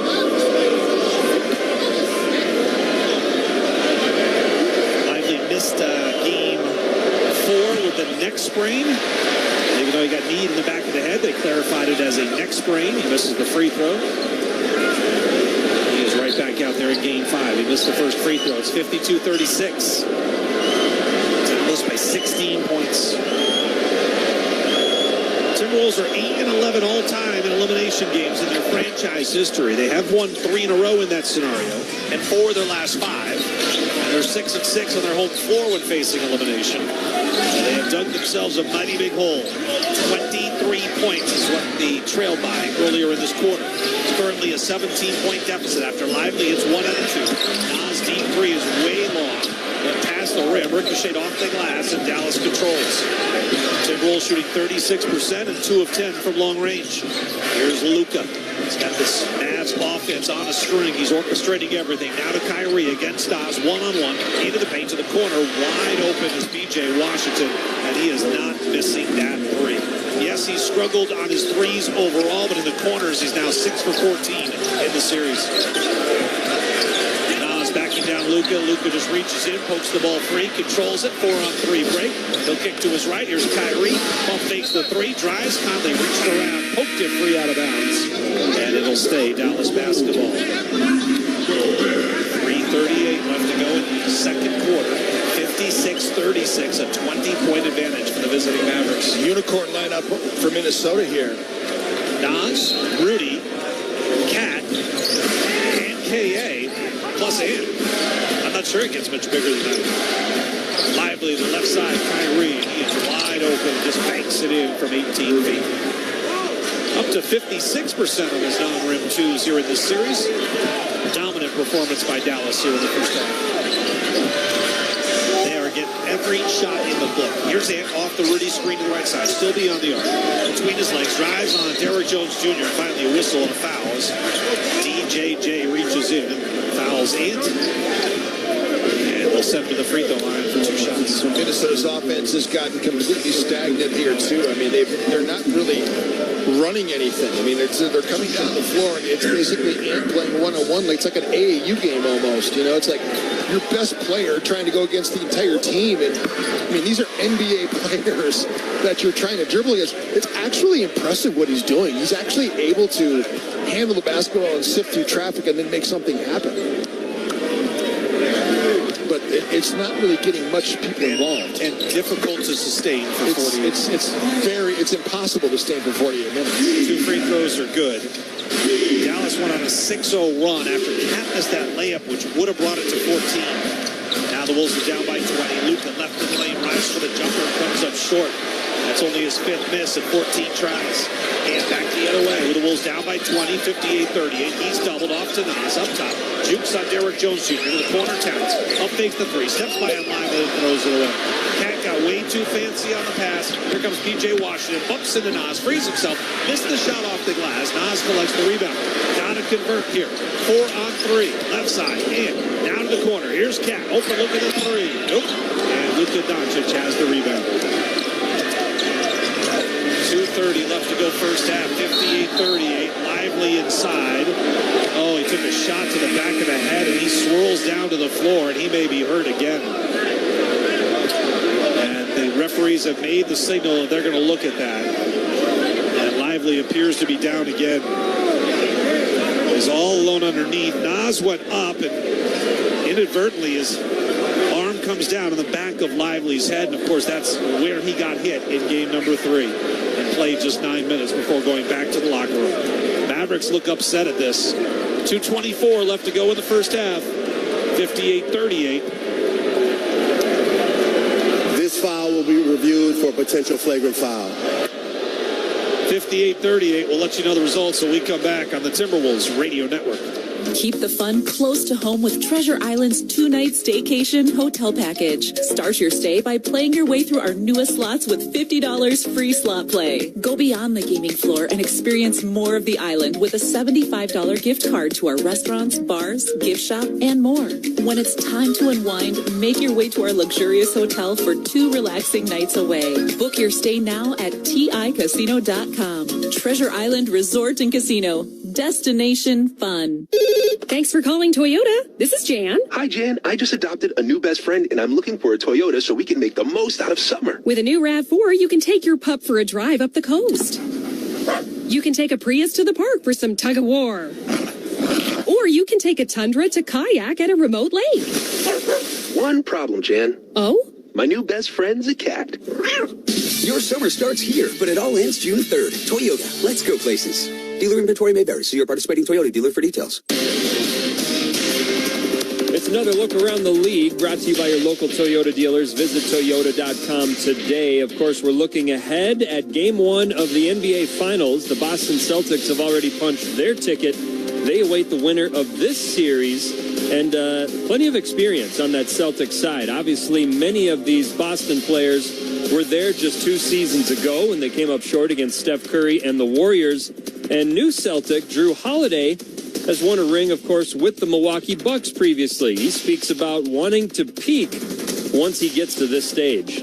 I think I try my best to stay faithful, stay grounded, most importantly, have fun. If you can't enjoy this, then I don't know what you can enjoy. Not too many people get a chance to be in the Eastern Conference Finals. I know it can be a lot of pressure and a lot of build-up, but this is what we play for. This is what the game is about. So just really blessed to be here, really grateful and excited that I was in the Eastern Conference Finals and getting to go back to the finals. Again, Celtics securing the sweep of the Pacers with Monday's win in Indy. That means 9 full days off before next Thursday's Game 1 of the NBA Finals. Boston going to have a decided rest advantage depending on how long this Western Conference Finals extends. We've got a replay decision. Let's go back to Alan. Well, no surprise with what Derek Lively went through in Game 3. They have called this a flagrant foul.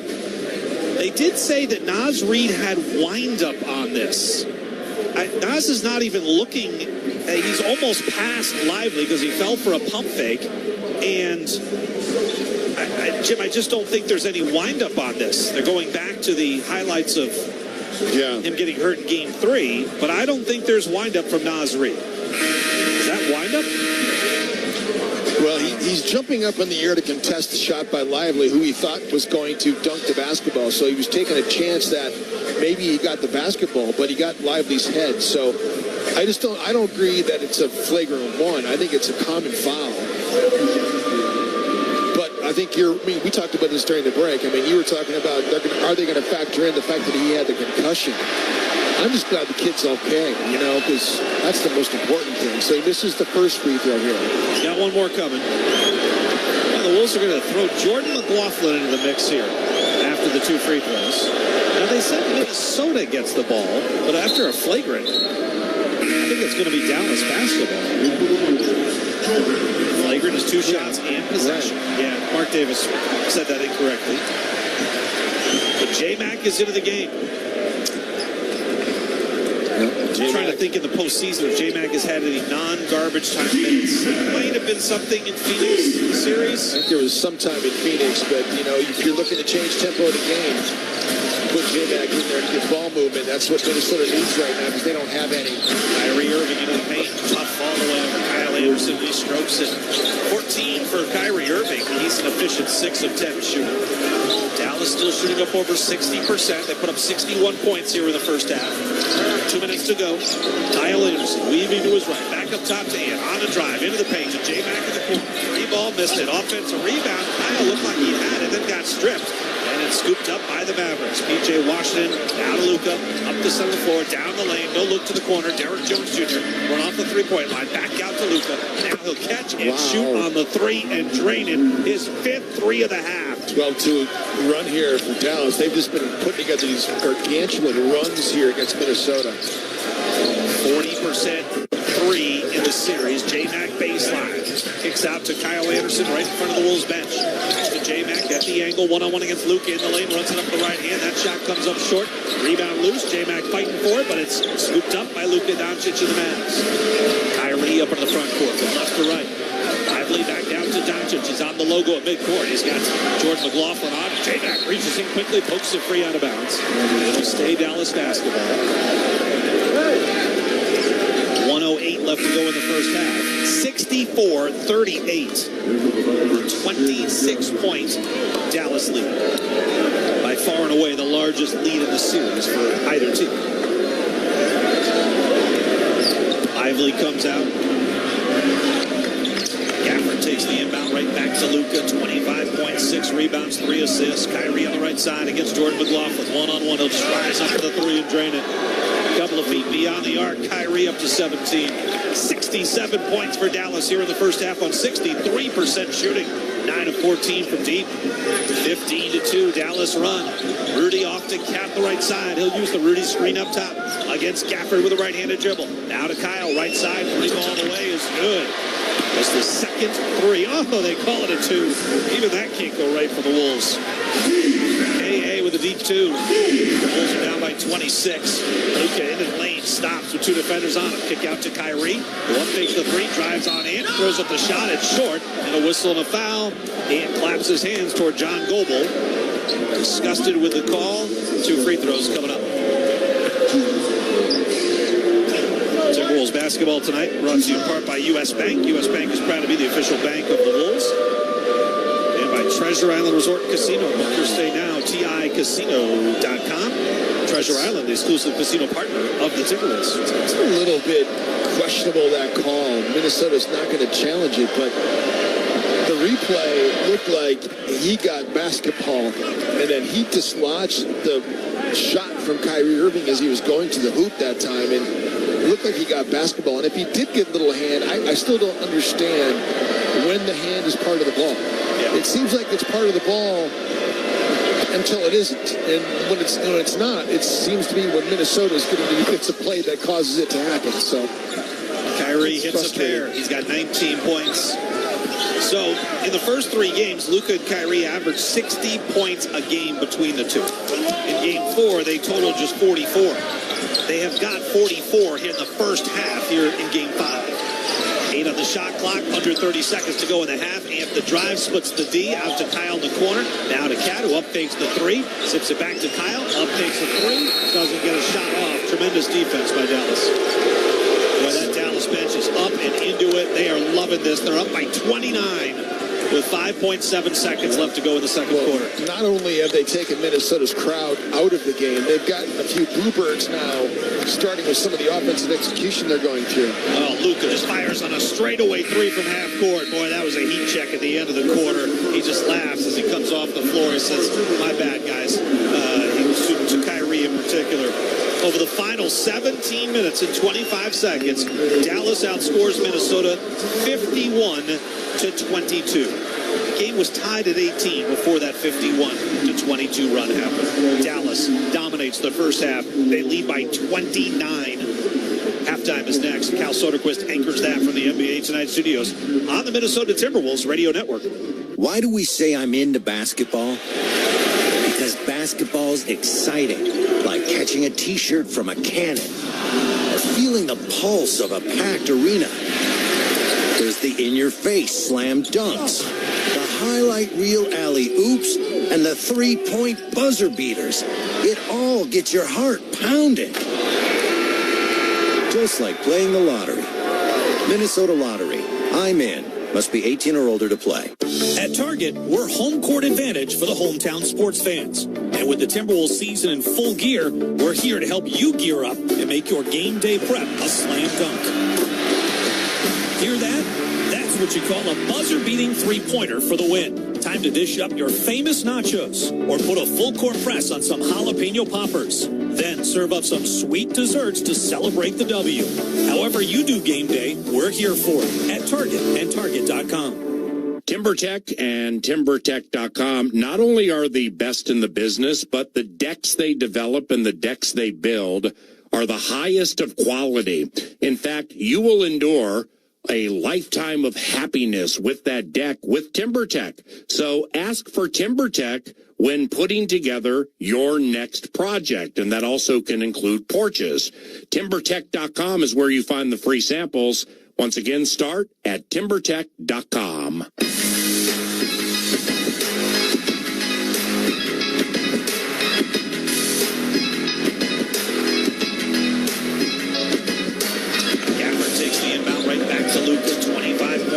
Rebounds, 3 assists. Kyrie on the right side against George McLaughlin. One-on-one. He'll just rise up to the 3 and drain it.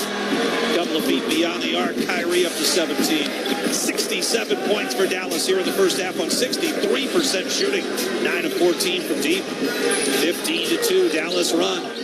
You heard that right. A 15-2 run. 9 made triples, shooting at better than 60% from the field and 67 points.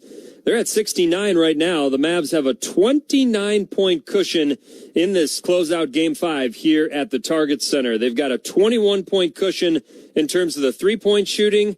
Some good news, in a sense. Minnesota able to limit Luka Doncic to just 5 points in that second quarter. But the bad news, he did a sufficient amount of damage in the opening 12 minutes. 20 in those first 12 as Luka and the Mavs absolutely jumping the Timberwolves right away in this ball game. Essentially, Wolves at one point were tied up at 18 with the Mavs about halfway through that opening quarter, but that feels like days ago somehow as Dallas absolutely found a rhythm and never took their foot off the gas.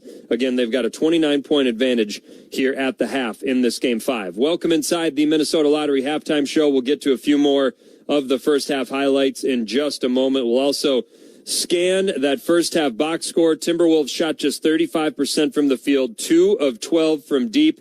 Both Karl Anthony Towns and Anthony Edwards into double figures with 12 apiece.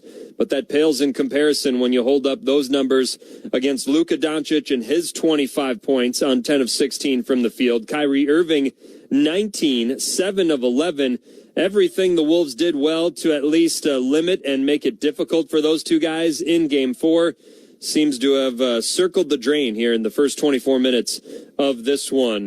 This is the Minnesota Lottery halftime show. Fans of your game, for a little excitement, just say I'm in and play the Minnesota Lottery today. So on Tuesday night in Dallas, the Timberwolves accomplished step 1. They won Game 4. They extended the series to tonight's Game 5, and now needing another victory here at the Target Center to force things right back to Dallas for Saturday's Game 6. And certainly plenty of energy and intensity and urgency. We had a frenetic first few minutes in the opening quarter of this one.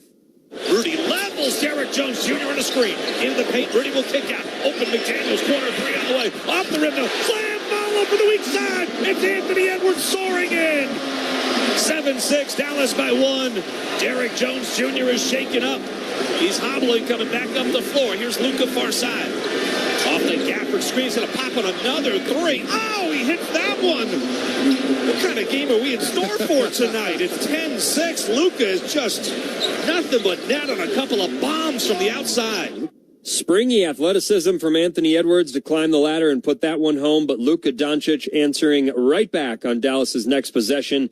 He was in range when he stepped past half court tonight, especially in that opening quarter, because after that triple, it was clear he was feeling it.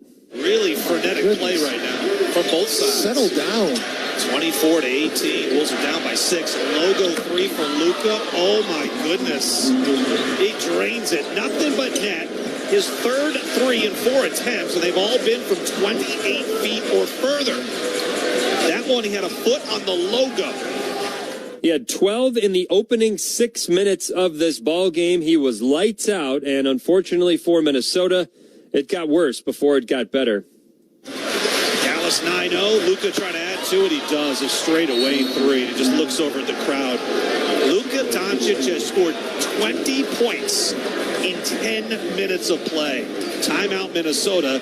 Dallas on this 12-0 run now leads by 12 after the Wolves worked so hard to get it back to even. Luka just pushes it right back to double digits. 12-0 at the time, ultimately a 17-1 run from the Mavs over the final 5 minutes and change as Minnesota missed their final 9 field goal attempts in that opening frame. You heard Alan mention it, but 20 in the quarter for Luka Doncic, 8 of 11 from the field, 4 of 6 from deep. He was on another planet in those opening 12 minutes, and he outscored the Timberwolves on his own in that first frame, 20-19. Mavs had a 16-point cushion. They led it 35-19. They ballooned that lead as large as 23 in the opening minutes of the second quarter. Then Minnesota put together a rally in the sense that they got to within 16, had a chance to cut the lead down even further, but Dallas quickly regained their footing and responded right back. Scooped up by the Mavericks. P.J. Washington, down to Luka, up the center of the floor, down the lane, no look to the corner. Derek Jones Jr. went off the three-point line, back out to Luka. Now he'll catch and shoot on the 3 and drain it. His 5th 3 of the half. 12-2 run here for Dallas. They've just been putting together these gargantuan runs here against Minnesota. Yeah, after Minnesota got as close as 16 and had possession to potentially cut it to 13 with about 4:45 left in this first half, Dallas responding right back and had the lead back up as large as 29. That is where it rests right now at the halftime intermission. 69-40. Luka, 25 first half points, again 20 in that opening frame to set the tone. You go all the way back to that Rudy Gobert and one that tied this game up at 18. Dallas outscores Minnesota 51-22 over the next 17 minutes and 25 seconds. Not quite the Game 5 we expected here at the Target Center. But the good news, in as many minutes as the Mavericks able to open up this 29-point halftime lead, that's how many minutes the Timberwolves still have to right the ship here. They'll need to figure out some answers defensively as, again, Dallas shot 61% from the field, connected on 9 of their 15 triples. They've got a 21-point advantage in terms of the three-point shooting. Minnesota could not buy a bucket, shot just 34% as a team, 2 of 12 from long range, and the turnover issues that they were able to overcome in Tuesday's Game 4 win in Dallas. They had 9 at the half for 20 Dallas points, 9 more here tonight. Luckily, Dallas not taking advantage at near the efficiency they did in Game 4, just 8 Mavs points off of these 9 Timberwolves turnovers in this first half, but anywhere else you look, it's advantage away team. Mavs out-rebounded the Timberwolves. We mentioned they outshot them. They had a slight edge in points in the paint. Their bench outscored Minnesota's second unit 10-2. They took better care of the basketball with just 6 turnovers. And again, they led by as many as 29. Their halftime lead is as large as it got in those first 2 quarters. So this is the Minnesota Lottery halftime show. Unfortunately, we don't have much good news for you through 2 quarters here at the Target Center. We will pause. We will come back, help set the stage for a third quarter, perhaps a historic third quarter rally just around the corner here on the Timberwolves Radio Network. Is it possible to predict the unpredictable? Could surgeons use a patient's own anatomy to create 3D printed life-size organ models to map out challenges ahead of time, making surgery more precise, efficient, and less invasive? Is it possible? It already is, because every day we're doing what's never been done. Learn more at mayoclinic.org/possible. Mayo Clinic.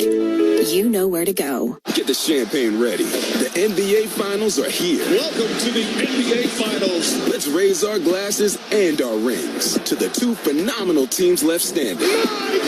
Here's to high-stakes action, to thrilling moments we can't miss. He ties the game at the buzzer. And to crowning our next champion. Here's a toast to the NBA Finals. The 2024 NBA Finals, presented by YouTube TV, begin Thursday, June 6th on ABC. If you've got the right tools and the friendly people at U.S. Bank in your corner, making smarter money choices is a piece of cake. If only our tools and helpful advisors could have helped you avoid some of those not-so-smart choices in life. Like that time you tried to pick up unicycling. Whoa, coming through. Or when you thought it'd be okay to pet that squirrel in the park. Good squirrel. Good squirrel. While we can't help you with all that, we can help you bank smartly at usbank.com/smarter together. Member FDIC. This copyrighted broadcast of the National Basketball Association may not be retransmitted, reproduced, rebroadcast, or otherwise distributed or used in any form without the express written consent of the NBA. You're listening to the Timberwolves Radio Network. Really frenetic play right now from both sides. Settle down. 24-18. Wolves are down by 6. Logo 3 for Luka. Oh my goodness. He drains it. Nothing but net. His third 3 in 4 attempts, and they've all been from 28 feet or further. That one, he had a foot on the logo.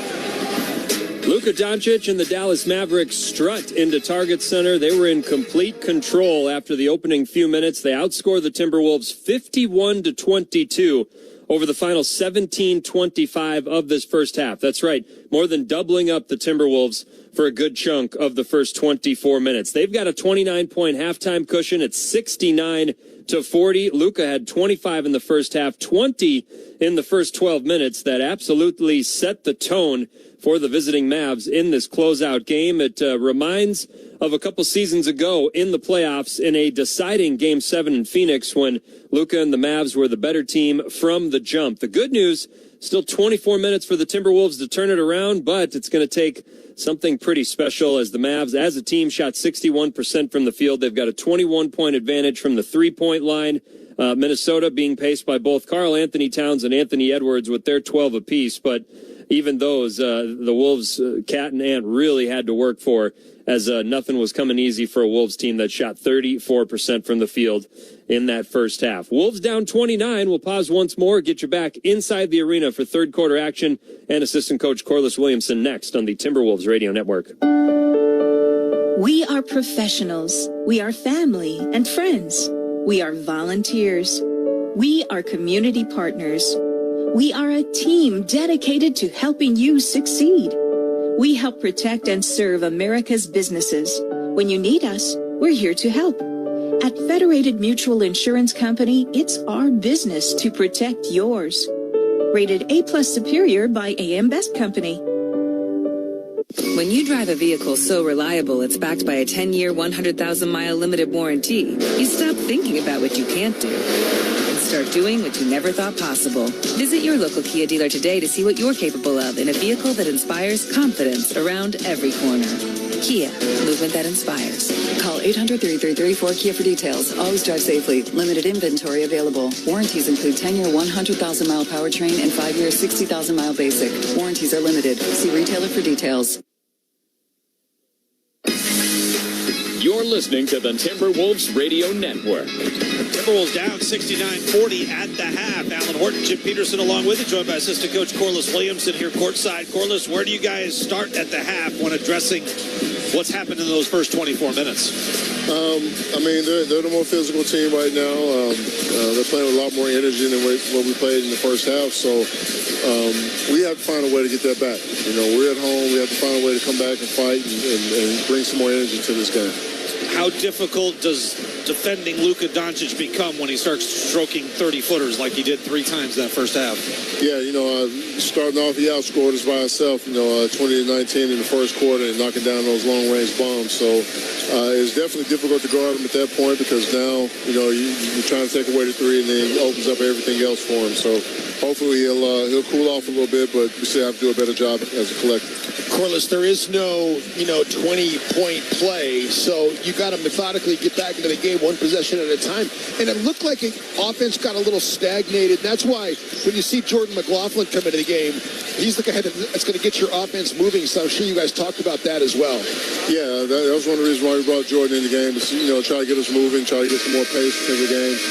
Like I said earlier, though, they've done a great job of being physical with us, not letting us get to our spots, and we have to find a way to counter that with more ball movement, more player movement on the offensive end. Corliss, as always, appreciate it. Good luck second half. Thank you, fellas. Corliss Williamson along with us, 69-40. The Wolves are down by 29 points. Jim Peterson, they got a long way to go. Yeah. You have just made it be known there's no 20-point play, so that was going to be my first question. Is there one of those? And you can't get this back by trying to go home run all the time. It's just got to be.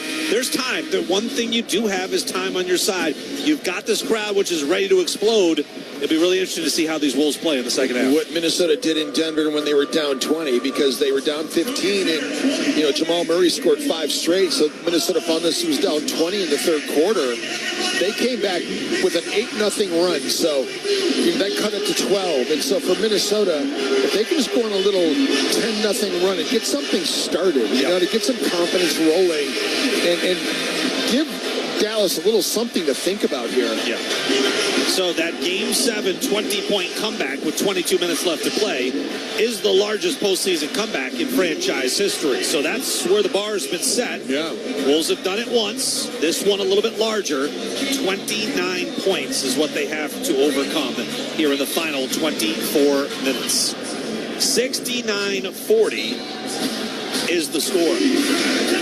One thing that Minnesota's not done, and what this is indicative of this team, they have not let go of the rope in any game this year.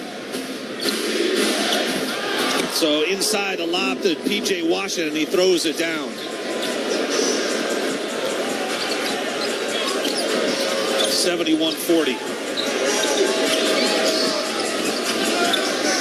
Anthony Edwards brings it up on the left side. Here's Karl Anthony Towns. He'll dump it inside to Rudy. Kick out. Left side. Here is Mike Conley. Lob back to Rudy, who shoved Luka out of the way. Luka flails. Trying to draw the foul. Rudy lays it in for 2. 71-42. So they went down by 31 there for a moment. That becomes the new bar. The new goal. Dallas shot 62% in that first half. Here's Luka left side. Drives on Anthony Edwards. Got his block. Good pump fake. That got in the air. And will commit the foul. That'll be his second. And Luka will go to the free throw line for 2 shots. Luka had his way on just about everybody in that first half. But he did. And so did Kyrie for them at play. They have 44 points at the half. Timberwolves had 40 as a team. As Corliss mentioned, Luka outscored the Wolves by himself in the opening quarter, 20-19. Luka Doncic draws the foul on Anthony Edwards. A little bit of a hard foul there by Ant. So it's a little frustrating for Anthony Edwards, I'm sure, to see Luka do what he's doing in this game. And he only has 12. Towns both with 12-point first halves here. So got to find a way to get some points here. Towns had 5 points last ball game and managed to grab 20 points in that second half. It was so key for Minnesota's win. 2 free throws good for Luka is up to 27 points. It's a 31-point deficit, 73-42. Here's Ant, top of the key. Rudy bounces it to no one on the wing. Mike had started to go that direction, changed his mind, and Rudy threw it to where Mike was, not where he was going. Turnover on Minnesota is their 10th of the game. So Luka and the Mavs have the ball up by 31 points here in Game 5. Doncic works to the right side, off a Gafford screen, down the lane, floater, up and in with the right hand. Timeout, Timberwolves, and the boos are out. Wolves down 33. Instead of eating into a 29-point deficit, it has expanded the opening 1 minute and 23 seconds. 75-42. Dallas in control on the Timberwolves Radio Network. Hey, this is Ben Lieber from my friends at Thousand Hills Lifetime Grazed Grass-Fed Beef. You know, I am passionate about the benefits of regenerative agriculture, and these guys get it. Thousand Hills implements holistic grazing practices that restore and enhance our soil and natural resources. It's how farming should be. Plus, the beef is delicious. No antibiotics, no synthetic hormones, no feedlot confinements, just grazing on diverse pastures for the entire life of the animal. Check out this Minnesota brand at your local food co-op, Coburn's, or learn more at thousandhillslifetimegraze.com.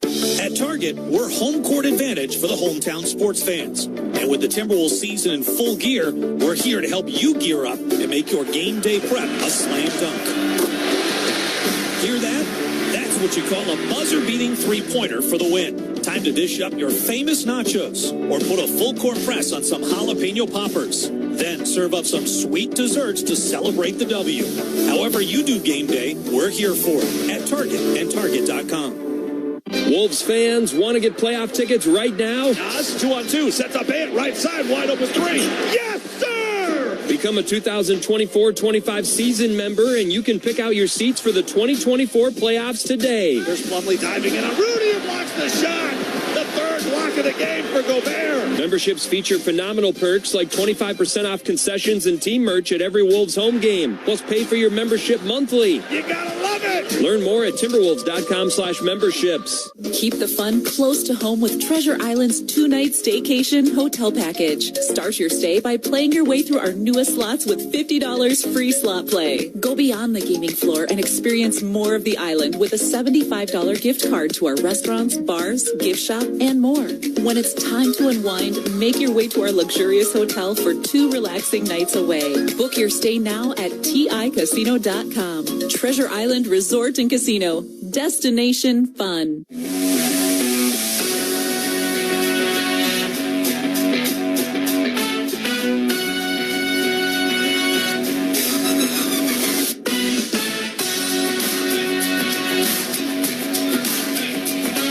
Largest comeback in NBA playoff history, according to the internet. 31 points. Clippers came back on the Golden State Warriors back in 2019 from 31 down in the second half. I'm currently looking up the box score to see what time that was. But the Wolves currently trail by 33 points. There's 10:37 left to go in the third. A quick timeout called to begin the second half. And it's now or never, Jim. Yeah, I thought halftime would have been that mark, but now this is a new mark. And you're down by an even larger deficit, and you're just taking about a minute and a half off the clock. So you just made your life more difficult. It's got to be now. Yeah, it's interesting because, you know, it's not like Dallas is going to their bench much either. They're rolling with their stars here. Derek Lively did play 14 minutes in the first half, but Minnesota's guys, I mean, like, you're just looking for your team to show a sign of life and not to let go of the rope, because after this incredible season, to go out without really taking hold of that rope and fighting for this game, Alan, it's really disappointing. Yeah.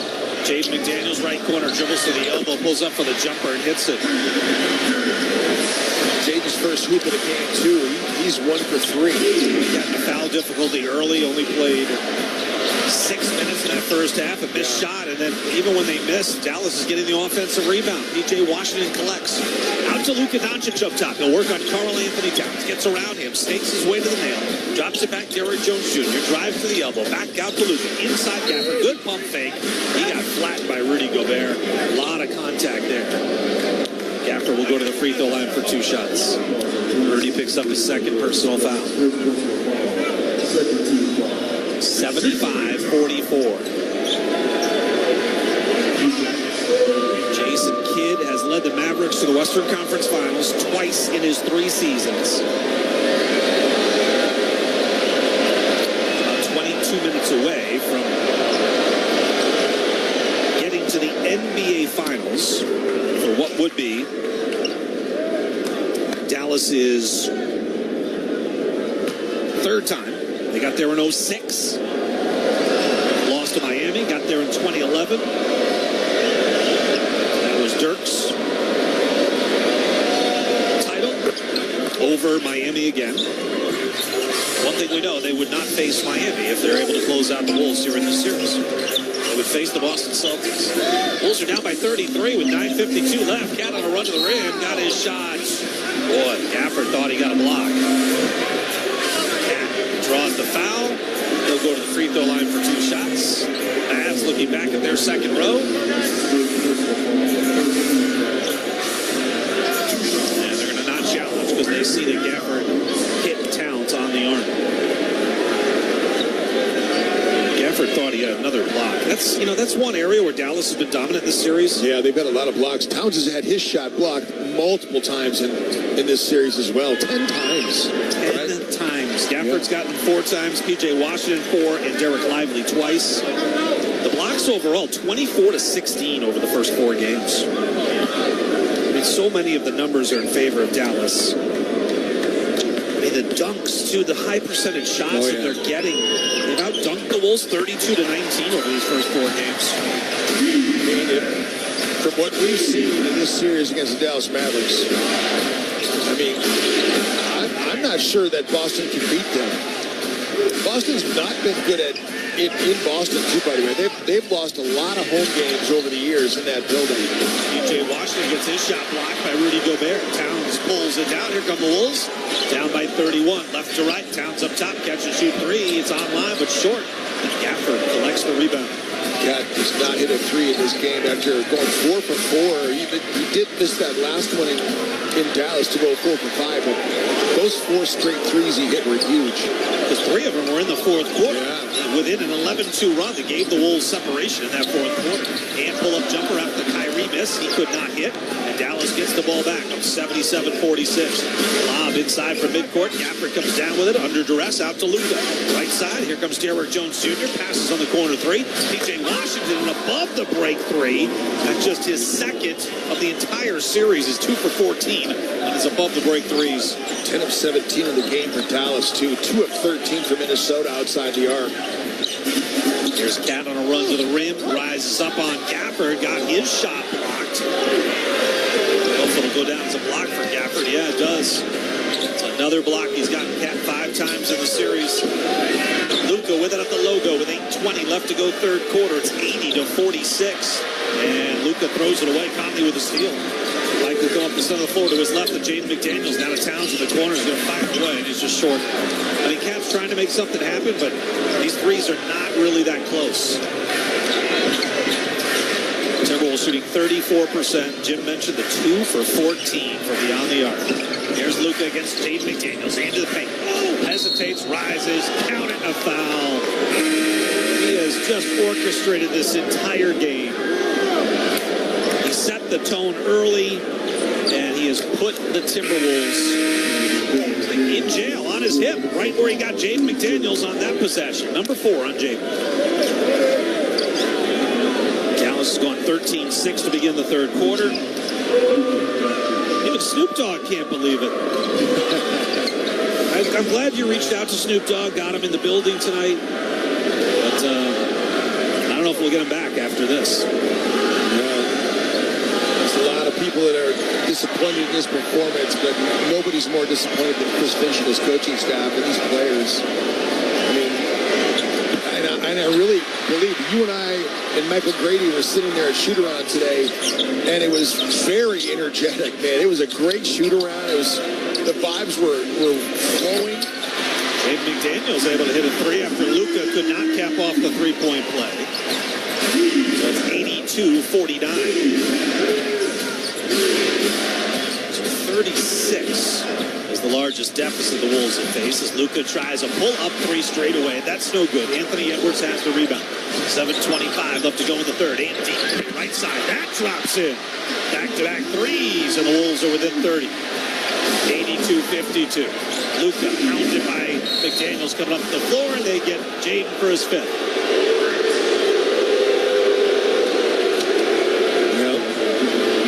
Luka Doncic came into this game. He punched Minnesota in the face. He punched 17,000 fans in the face when his game started. Yeah. I mean, he hit those 2 ludicrous distance 3s right away. He had 10 points before the game even started. Kyrie just downshifts, reverses, and frees himself for a 19-footer right side and drains it. What a duo. this too. You have so much respect for these two guys, man.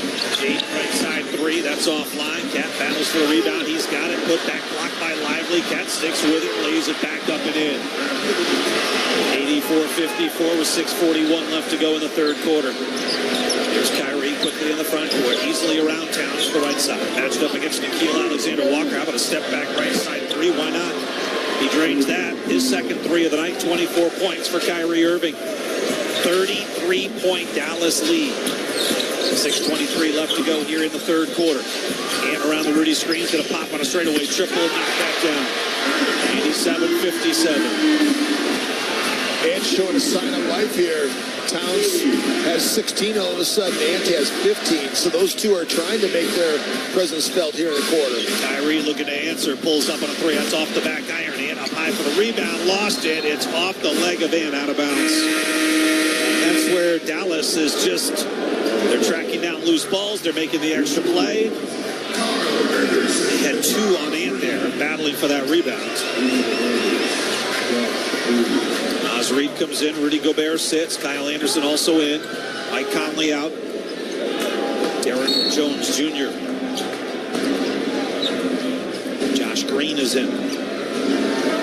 Luka high screen Lively. Nope, he rejects it to the top of the key. Out to Josh Green. He wants to get to the act. Left side three, no. And Towns collects the rebound.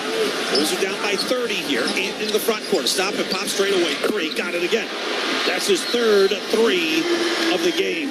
They've all come here in the third quarter, and it has made things relatively interesting. 87-60. Wolves were down 36. They now trail by 27. Timeout Jason Kidd, midway through the third quarter. To step aside from a sold-out Target Center in downtown Minneapolis in Game 5 of the Western Conference Finals on the Minnesota Timberwolves Radio Network. Is it possible to detect the undetectable? Could people record their voice and share it with doctors who'll use advanced AI technology that can accurately detect signals in the human voice that are indicators of coronary artery disease? Is it possible? It already is, because every day we're doing what's never been done. Learn more at mayoclinic.org/possible. Mayo Clinic. You know where to go. Thanks for calling Toyota. This is Jan. Hi, Jan. I just adopted a new best friend, and I'm looking for a Toyota so we can make the most out of summer. With a new RAV4, you can take your pup for a drive up the coast. You can take a Prius to the park for some tug-of-war. Or you can take a Tundra to kayak at a remote lake. One problem, Jan. Oh? My new best friend's a cat. Your summer starts here, but it all ends June 3rd. Toyota, let's go places. Dealer inventory may vary. See your participating Toyota dealer for details.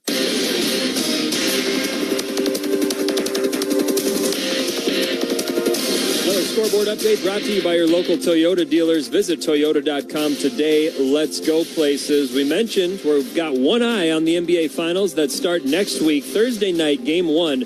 Thursday, June 6th to be exact. Still waiting to determine which of the Wolves or the Mavs will be representing the Western Conference. We know the Celtics, after their clean sweep of the Pacers in the Eastern Conference Finals, will be the Eastern Conference representative. Somewhere they've been before, second trip in the last 3 years. First time Joe Mazzulla has been the bench boss on the sidelines. Here's how he's preparing with a full 9 days between that Game 4 victory and Game 1 of the Finals. Yeah, I mean, I think the guys did a great job having an understanding that, like, a game is not supposed to go a certain type of way, and you got to find different ways to win. You got to learn to protect leads. You got to learn to come back from deficits. You have to learn to execute in close game situations. You have to communicate adjustments, and you just got to make plays. You got to be tough-minded. So as many different situations as we could put ourselves in heading into this last round, it's important. And, the guys have done a great job just winning games many different ways. And so got good practice executing, and I was going to continue it. And other news from yesterday around the association, the Washington Wizards removing that interim tag from head coach Brian Keefe. He will be the official head coach. He stepped in after Wes Unseld Jr. was let go. And the Wizards, surprisingly, a bit of a common theme if this current result holds. Two teams in the NBA Finals that traded for former Wizards centers. Let's go back to Alan Horton and Jim Peterson. All right, Cal, thank you very much. Timberwolves are on a 14-5 run here over the last 2 minutes. And has chipped away just 9 points of the lead. The Wolves were down by 36. Now they're down by 27 with 5:41 left to play In the third quarter, Derek Lively remains on the floor. He talked after shoot-around today about having to miss Game 4. It sucks. You know, I'm sitting on the sideline. I'm sidelined. You know, and I don't want to be able to be a crutch whenever I step out on the floor. So I want to be able to make sure my mind and my body's right and my body's ready for us on the court. Well, he was questionable heading into tonight. Even Jason Kidd in his pregame presser still called him questionable, even though he went through a good warm-up. And then about 20 minutes later, they declared him available for tonight. Lively once again got hit on the head, but he still remains on the floor. I'm really proud of these Timberwolves fans, though. There's still a lot of them here, and they're into this game as much as they can. Jumper for Kyle Anderson is good. That's Kyrie 26 for Kyrie Irving. Yeah, man. That's 57 points combined for Luka and Kyrie. We still have 5:10 left. And with it up top, backs it out to Logo. And they're just going to send two at him the rest of the game. Cat baseline drive, aggressive play, and he gets rewarded with free throws. So 2 shots coming up.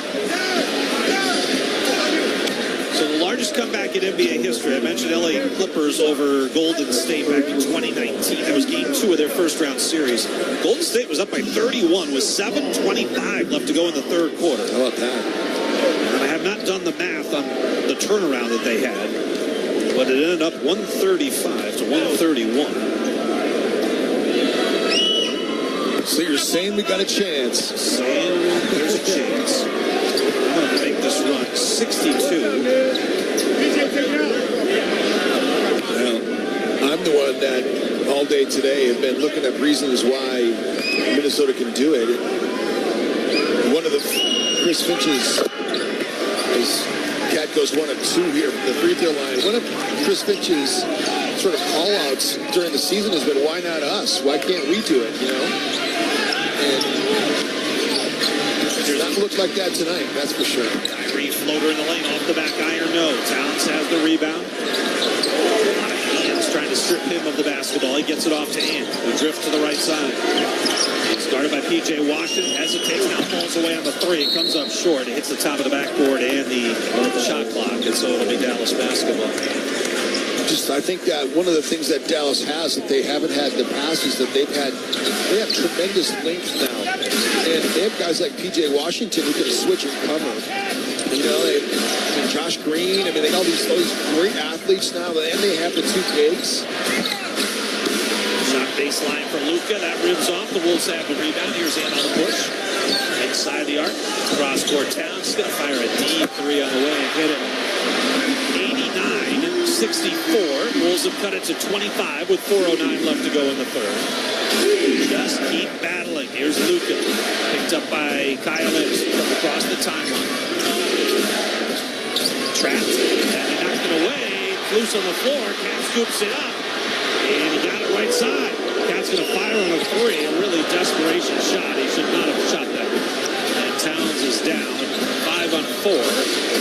P.J. Washington run off the 3-point line. Drives in. Out to Josh Green. Up top to Luka. Down the lane. Lob it to Lively. That's offline. That's the only time this series they missed the alley-oop. Cat run to the rim. He got it. 89-66. The Wolves are within 23. 3:28 left. We're thinking we can just get it under 20. That's a juncture. High post, Eric Lively out to the 3-point line. Back to Luka, sitting on 31 points. Luka terminates the dribble, lobs it to Lively at the top of the key. Out to Kyrie, steps into the 3 and drains it. Third 3 for Kyrie, he's up to 29 points. And that's a cool 60 points for Kyrie and Luka. That's what they averaged over the first 3 games combined together per game. Cat and Ant have scored Minnesota's last 17.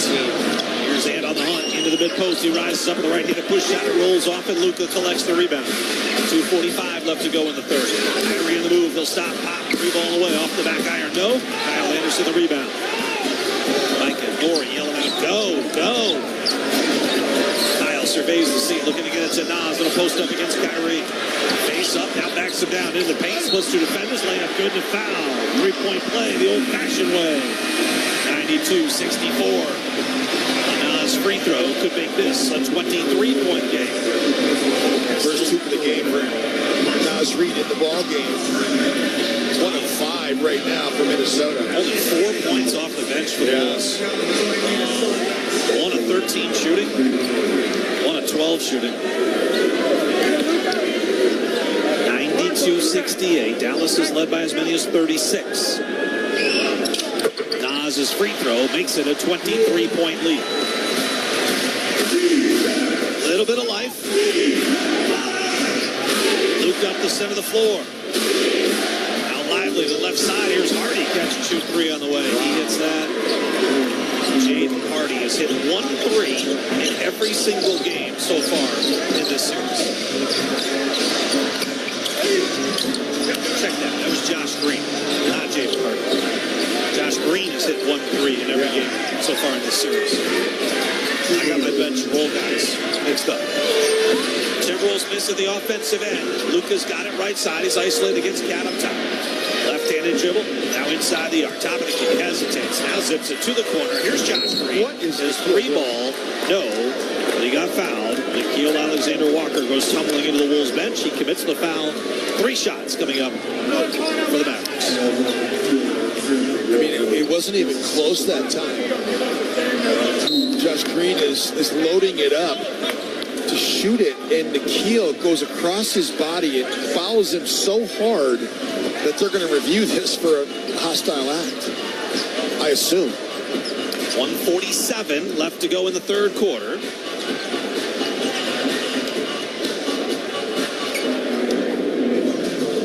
I mean, are you with me on how Nikhil closed out that? Dallas has called a timeout to challenge a shooting foul assessed Alexander. Minnesota's called a timeout. Challenge a shooting foul assessed Alexander. That would be awesome. If Dallas could challenge their own. Yeah, why would you? I didn't get that. Wait, but again, Minnesota is challenging this call? So Minnesota is challenging the call. It's a glancing blow. He angles past it, but I think he hits him pretty clearly. Well, maybe not. Well, from our angle, it looked like he really hit him hard, but the way that Josh Green sells this thing, I mean, there's no contact on the hand, but the way that Josh Green sells the play, it really looked like Nikhil took him out from our angle. You see the replay, and it is really nothing. It just goes to show you how much these players try to fool referees.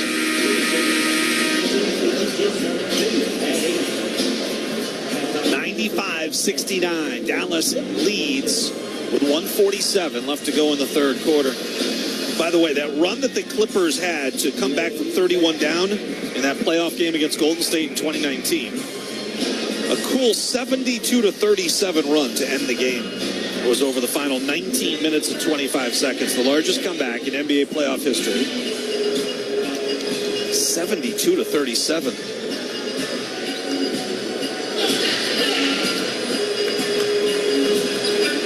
And yet, Golden State won that series in 6 games. So for all that work that LA did to win that particular game, it did not result in them winning more than 2 games in the series. Fans, don't forget, summer's just around the corner. Now's the best time to register your child for the Wolves and Link summer basketball camps. Camps are being held throughout the metro. They'll feature a special appearance by Crunch. Registration is now open at TimberwolvesBasketballAcademy.com. Mark Davis, the result of the challenge. Replay has determined that the contact, if any, by Alexander is marginal at best. Therefore, this is a successful challenge. Imminent possession will be awarded to Dallas. Reset the shot clock to 14. They have the ball in the corner on this side. They got the rebound, huh? Imminent possession. Yeah. Well, you saved 3 free throws. That is the first challenge the Timberwolves have won in the series. They have been 0 for 3, and they had lost 4 straight going back to Game 7. Scott Foster. They won their first 8 challenges of the postseason. Then had lost 4 in a row. Now they've won this one, but Dallas maintains possession. Maxi Kleber off to Luka Doncic. 8 to shoot right side, watched by Naz Reid, and comes on a double. Luka passes out of that up top to Jaden Hardy. With a right-handed dribble, stops, pops, pulls up at the end of the shot clock. No, and the ball's loose, so this could be a shot clock violation. Gafford tried to take the air ball and flip it up, but he got spun around and went down rather hard. I think they actually called a foul on Gafford. Gafford went over the back of Towns to try to flip that up, so that's what they call. Both teams with 4. Maxi Kleber and Karl Anthony Towns getting locked up. Towns and Kleber have been kind of jousting ever since Maxi came in the last time we saw him in Dallas. So they've been kind of going at, locking up, doing extracurricular things this entire game. Kleber's only been out there for 8 minutes. Some bad blood developing in this short period of time. Yeah. Sometimes it doesn't take long.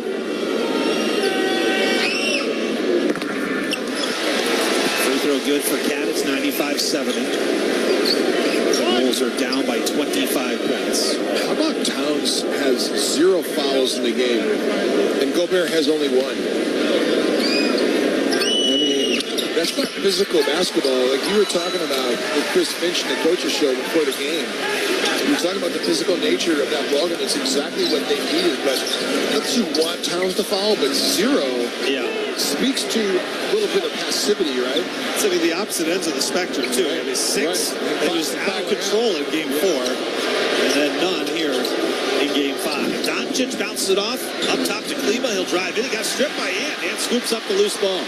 Here the Wolves on the push. Ant surveys the scene, trying to free himself for a 3. Couldn't do it. Here's Cat on a run, right by Doncic, lays it up and in. Luka got happy feet. He was setting up to draw the charge. He's like, oh, God. Here comes Towns. He's going to bowl me over. He just got out of the way. 95-73. Timberwolves down by 22. Towns has 24 points now. 12 points in the quarter.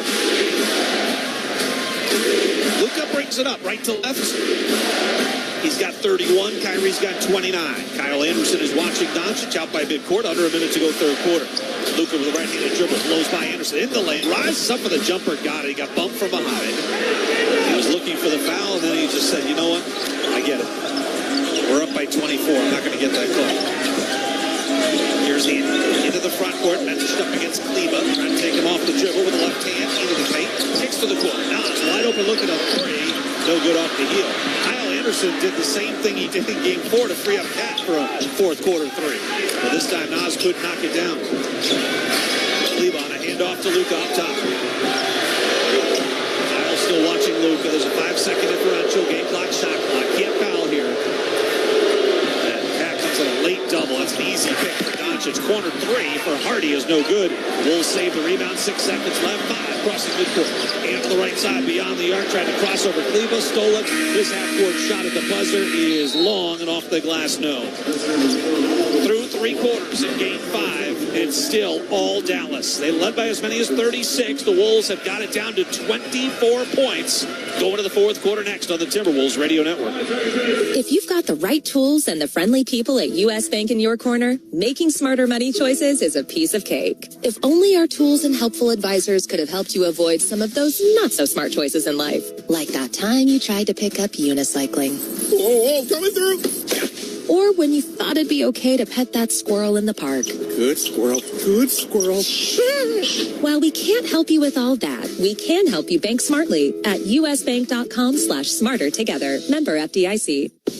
The NBA app is everyone's app.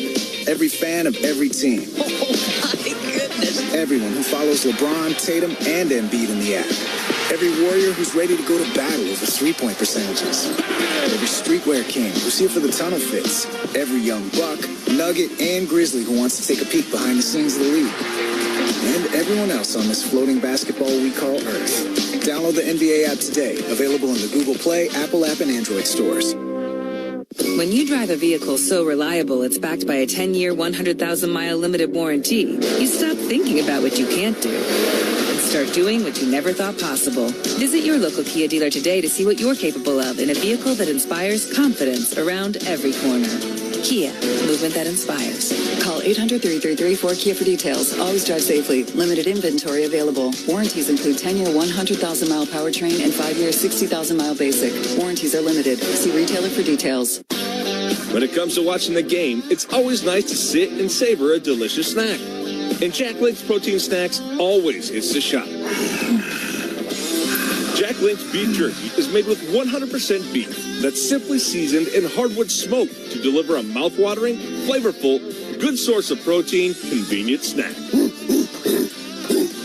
Jack Link's, the official protein snack of the Minnesota Timberwolves.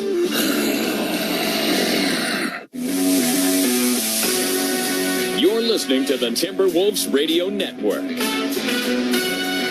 12 minutes up on the scoreboard. Fourth and final quarter about to get underway. The Wolves with work to do. They trail by as many as 36 in that third quarter. They've got it down to 24.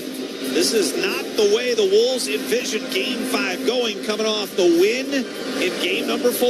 We've been a resilient team all year. I think, we never lost 3 in a row until we got to the playoffs. So we never lost 4 in a row. Guys, respond. It's a fun team to coach because they believe that they can always win no matter what. Really, I think that we still haven't played our best basketball yet. That's the exciting part about our situation. We just know that there's a lot more in the tank. No, we don't want to go home, man. We love what we got going on. We're going to try to keep this thing alive. I know the fans will be electric in Minnesota in 2 days, so we're looking forward to that. What am I supposed to say? I'm supposed to say we're going to lose Game 5? No, I'm not going to never say that. Michael Parsons, he was rocking the 81s, and I told him he wears size 14. I'll bring back some night shoes for Game 6. That's what I told him. Chris Finch, Mike Conley, Kyle Anderson, Anthony Edwards. Optimistic heading into Game 5 here tonight, but the Wolves have dug themselves an awfully big hole. Largest fourth quarter comeback in NBA playoff history. 21 points done twice. Boston against New Jersey back in 2002. The Clippers at Memphis back in 2012. Wolves are down 24 to begin the fourth quarter. They have the first possession. Left side, Anthony Edwards against Derrick Jones Jr. Thought about a step back three. Instead, lobs it on the skip pass to Daniels. Nick Daniels off to Kyle Anderson, who throws up an air ball in the triple. The rebound out of bounds. The shot clock will expire, and it'll be Dallas basketball.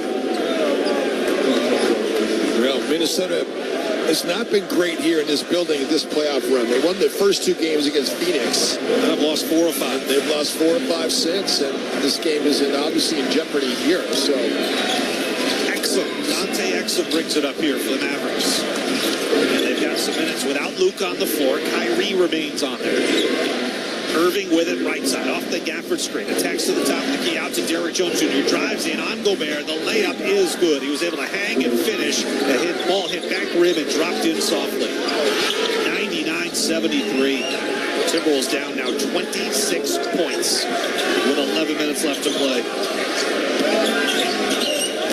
Here's Ant, right side. Kick, left side. Here's Kyle Anderson. Catch and shoot 3, drops in.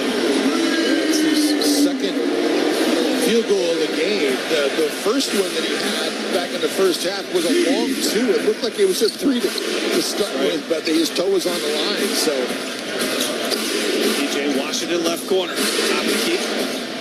Daniel Gafford wants to get it back to the playmaker. Kyrie Irving is sitting on 29 points. It's hit 3 threes. Now to Gafford rolling down the lane. He'll kick out PJ Washington, and he misses an above the break 3. That's more like it. He knocked 1 down earlier. PJ is now 2 for his last 15. He's above the break 3s. And pull up 2. That is good from 18 feet out straight away. 99-78. The Wolves are down by 21. 10-12 left to play. Kyrie, quick crossover, a drive in with the defense collapsing in, blocks the shot. Comes out to Dante Exum.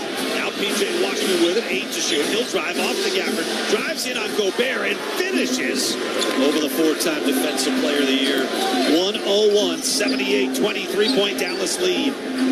Here's Nas, great fake on PJ Washington down the lane. Lobs it to Rudy, who got it knocked away. Boy, Rudy got hit hard. That was PJ Washington who knocked it free. Here's Kyrie into the lane. Off to PJ Washington. Reverse layup, no. Kyrie, smallest guy on the floor, taps it up and in. The Wolves will call a timeout. 9:36 left to go in the fourth quarter. It's a 25-point Dallas lead on the Timberwolves Radio Network. Anything can happen when you say I'm in to a scratch game from the Minnesota Lottery. Besides cash prizes, some scratch games offer a second chance, so even non-winning tickets can win. Since this is probably music to your ears, we'll say it again, in a song.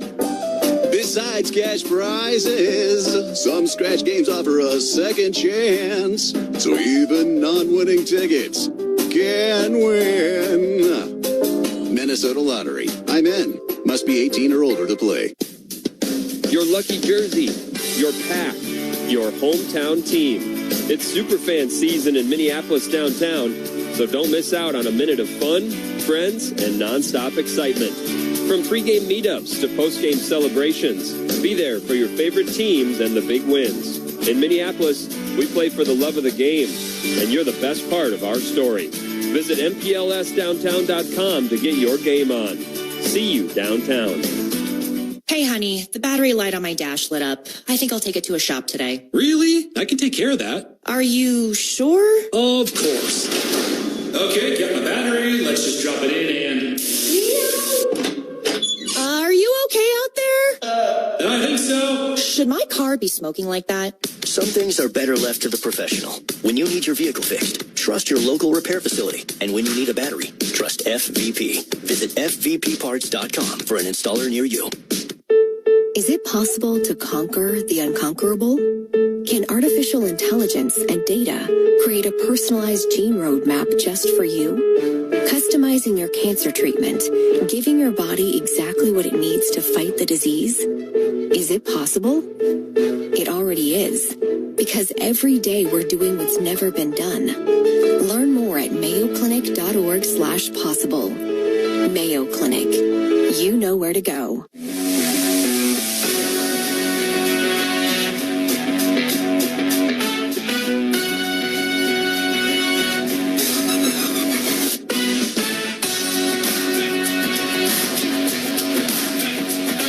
Mavericks are 9 minutes and 36 seconds away from punching their ticket to the NBA Finals. They're up 3-1, and they are dominating the Timberwolves here tonight, 103-78. They lead by 25. Jason Kidd, after the Game 4 loss, talked about what needed to happen tonight for his team to be successful. We got to stop fouling. We got to keep them off the line. And then also we got to guard the three better. We just didn't guard the three better. I mean, as well as we should. Also, we didn't shoot the ball well. So there's a lot of things that we can do better, and hopefully we can do that in the next game. Yeah, Game 4, the Wolves hit 11 of 24 from deep, a hefty 46%. Got to the free throw line 25 times, most in a game for them in this series. So far tonight, the Wolves are 14 of 18 in the line, but that really hasn't been a factor. But the three-point line has. Wolves with 8 made threes, Dallas with 13, so they're plus 5. 5 made threes, times 3, 15 points. 103-78 out of the timeout. Timberwolves will have possession here, down by 25.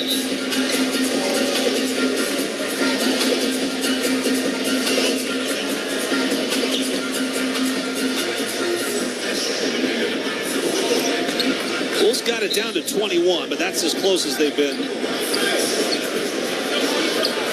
Anthony Edwards will bring it up from left to right. The Wolves are in their statement shadow gray jerseys.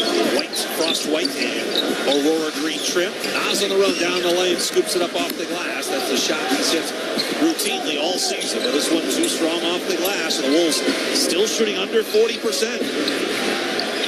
Tyree with it up top. Luka remains on the bench with 9:13 left to go in the fourth. We'll give it a go with Gafford. Back to Gafford. The roll inside. He goes strong to the rim. He draws the contact. Go to the free throw line for 2. Gafford has been impressive in this series, Jim. He's only 3 of 3 shooting tonight, but he's got 9 points, 8 rebounds. At last check, he had himself 1 block shot. Gafford and Lively have been the absolute, what at least in this series, has looked like the absolute perfect complements of big men for Luka Doncic and Kyrie Irving for that. And they just platoon him in. They move him in and out. They did the same thing in the OKC series. You look at how they won that series. I mean, that last game, Dallas OKC, it was Derek Lively who really propelled them to that win, of getting a bunch of offensive rebounds. So you look at how they won that game, like you're going, wow, this is a really dynamic duo, and they're so great in pick and roll game. You're right. Once they got Derek Gafford, we were like, we've seen him do some damage in the Washington Wizards uniform. He's going to be great with Luka Doncic. Man, he was was really good in the starting lineup after the trade to Dallas. And then in the first couple of rounds, you mentioned Lively was better with the starters than he was. But I think Gafford he's been just as good as Lively. It's been a great combination. 105-78 after the Gafford free throws. Floater in the lane for Kyle Anderson. Rattles around and drops in for two. Derek Jones Jr. has been a nice acquisition for them. The way that he's turned out, he's a reclamation project too, right? Because he bounced around. It's like his fifth different team in 8 years. Kyrie got it up top. Jaden McDaniels on him. Jaden's got 5 fouls off the gap. That's illegal. That's very clear. John Goebel made the call. Gafford came up way too late. Kyrie was already, it's not always on the big man either on that screen, right? Like, it's timing between the two. It is definitely timing for sure. I mean, Kyrie was already moving. Gafford would have been better off just running the other way. Here's Nas in the lane, pushes it up from just inside the free throw line. That's off the back iron. Nas is 1 of 8 shooting in this game tonight. It's been a tough performance for the Wolves bench. They have just 10 points. 4 of 19 shooting for the bench. Kyrie pulls up on a left side 3 and drains it. Boy, 3 of the 5 games, both Kyrie and Luka have gone for 30-plus. 34 for Irving. He's outscored Doncic. Who has 33. Pump fake for Ant. Got his defender in the air. That's Derek Jones Jr. He finishes off the glass for 2, and he'll go to the free throw line for 1 shot. So, Ant had him gotten back into the mix here. Kyrie and Doncic combined 67 points here, but Towns with 26 and has a chance to level up with Karl Anthony Towns by making a free throw, and he does. There's no other balance there. Nobody else has more than 9. Rudy's got 9, 7 for Mike, 7 for Kyle Anderson. Dallas has a couple of more players in double figures. And free throw good. Down by 25 with 7:45 left to go in the fourth quarter. Kyrie bounce pass to his left to Dante Exum. 7 to shoot. Now is 6 against Kyle Anderson. Exum with a right-handed dribble drive. Floats it up with the right hand off the heel no. And KA's got the rebound. He'll shuffle it off to Ant up the center of the floor. Ant surveys the scene. He's looking for space to pop on a 3. Couldn't do it. Now he drives down the lane. The layup is good off the glass. 108-85. Down by 23. Looking at a trap. He's still in the backcourt. Oh, and he bounced it, I think, across the timeline. At 16. And runner by Kyrie, no, but an offensive rebound for Derek Lively, and he gets fouled. Wolves did a great job, and even though they didn't force an 8-second call, they sped up Dallas there. Yeah. They got the miss they wanted, but they can't secure these the defensive rebound. And there's Derek Lively sitting in the dunker spot again, just like a shark in the water, just waiting for those offensive rebounds to come by. He's so quick to snatch those things up. I hate sharks. I'm fascinated by him, but I don't want to run into one. And I'm not even sure I would sit in a cage. Would you sit in a cage? No. I had a hard enough time sitting on a surfboard just in California. I think you see something in the water, too. No fear quite like that. Oh, my God. Luka banks in a 3 with the shot clock winding down straight away. Wow. 36 now for Doncic. 70 points between the two, Luka and Kyrie. Ant with it on the right side. He's watched by Luka Doncic. 6:38 left to play. Bounce pass to Nas. Extra pass Jaden in the corner. He'll fire on a 3, and that's good. Jaden knocks down his second 3 of the night. 111-88 is the count. Down by 23. Derek Jones Jr. in the front court from right to left here. Now to Kyrie. Lively comes out to field it well beyond the arc. Back to Irving up top. Lively will set the screen. Kyrie with the right-handed dribble, scoots down the lane, gets to the cup, and lays it in with ease. He and Luka each with 36 now. The lead is 25 with 6 minutes left to play. And tried to split 2 defenders, got it knocked away. Cat has it against P.J. Washington. And back to Ant on the left side, 10 to shoot. A lot of space there. Finally a whistle and a foul. It'll go against P.J. Washington. Not in the act of shooting, so sideline out of bounds. Timberwolves basketball brought to you by Mayo Clinic, your source for medical answers. And by U.S. Bank, proud to be the official bank of the Timberwolves.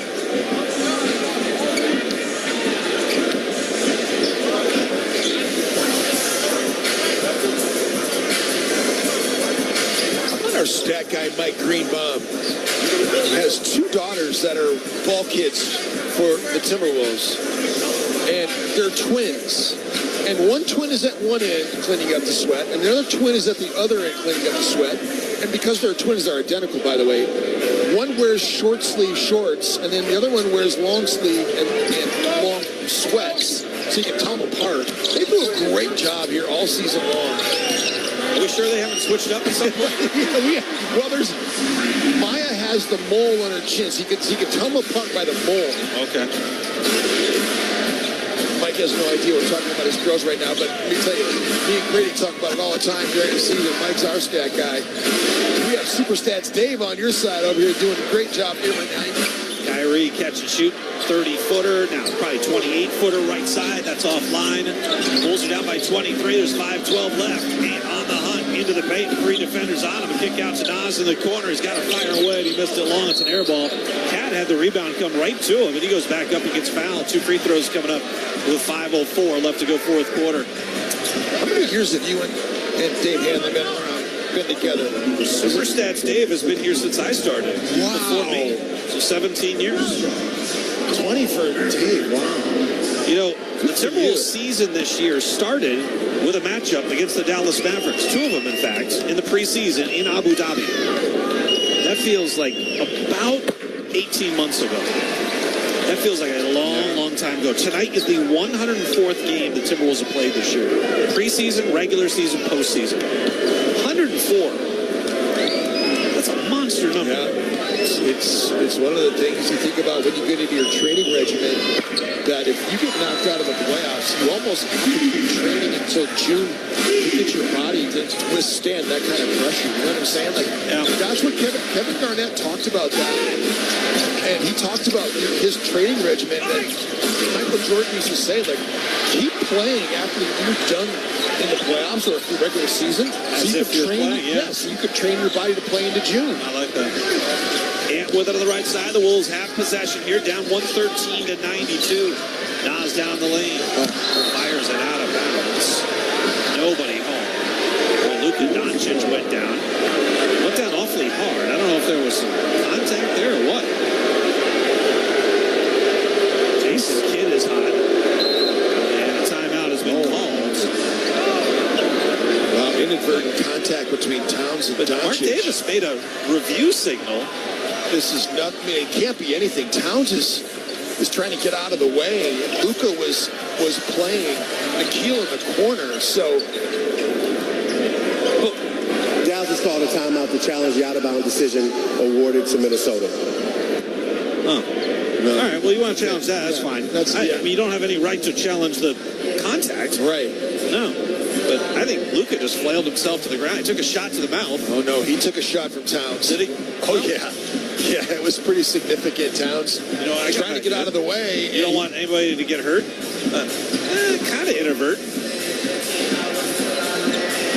It is inadvertent. Towns didn't mean to do it. They just ran into each other. Got a 21-point lead with 4.5 left. You could avoid all that by not playing Luka and Kyrie the rest of the way. Timeout on the floor. We step aside on the Timberwolves Radio Network. That's good. Bring the fun to family time with a visit to Treasure Island Resort and Casino. Start by making a splash and memories at the lagoon. Our indoor water park includes a lazy river, an activity pool, and more exciting features. Then hit the lanes at Island Extreme Bowl for some family-friendly competition before you head to our luxurious hotel for a relaxing night away. Book your stay now at ticasino.com. Treasure Island Resort and Casino. Destination fun. Thanks for calling Toyota. This is Jan. Hi, Jan. I just adopted a new best friend, and I'm looking for a Toyota so we can make the most out of summer. With a new RAV4, you can take your pup for a drive up the coast. You can take a Prius to the park for some tug-of-war. Or you can take a Tundra to kayak at a remote lake. One problem, Jan. Oh? My new best friend's a cat. Your summer starts here, but it all ends June 3rd. Toyota, let's go places. Dealer inventory may vary. See your participating Toyota dealer for details. Get the champagne ready. The NBA Finals are here. Welcome to the NBA Finals. Let's raise our glasses and our rings to the 2 phenomenal teams left standing. My goodness! Here's the high-stakes action to thrilling moments we can't miss. He ties the game at the buzzer. It's to crowning our next champion. Here's a toast to the NBA Finals.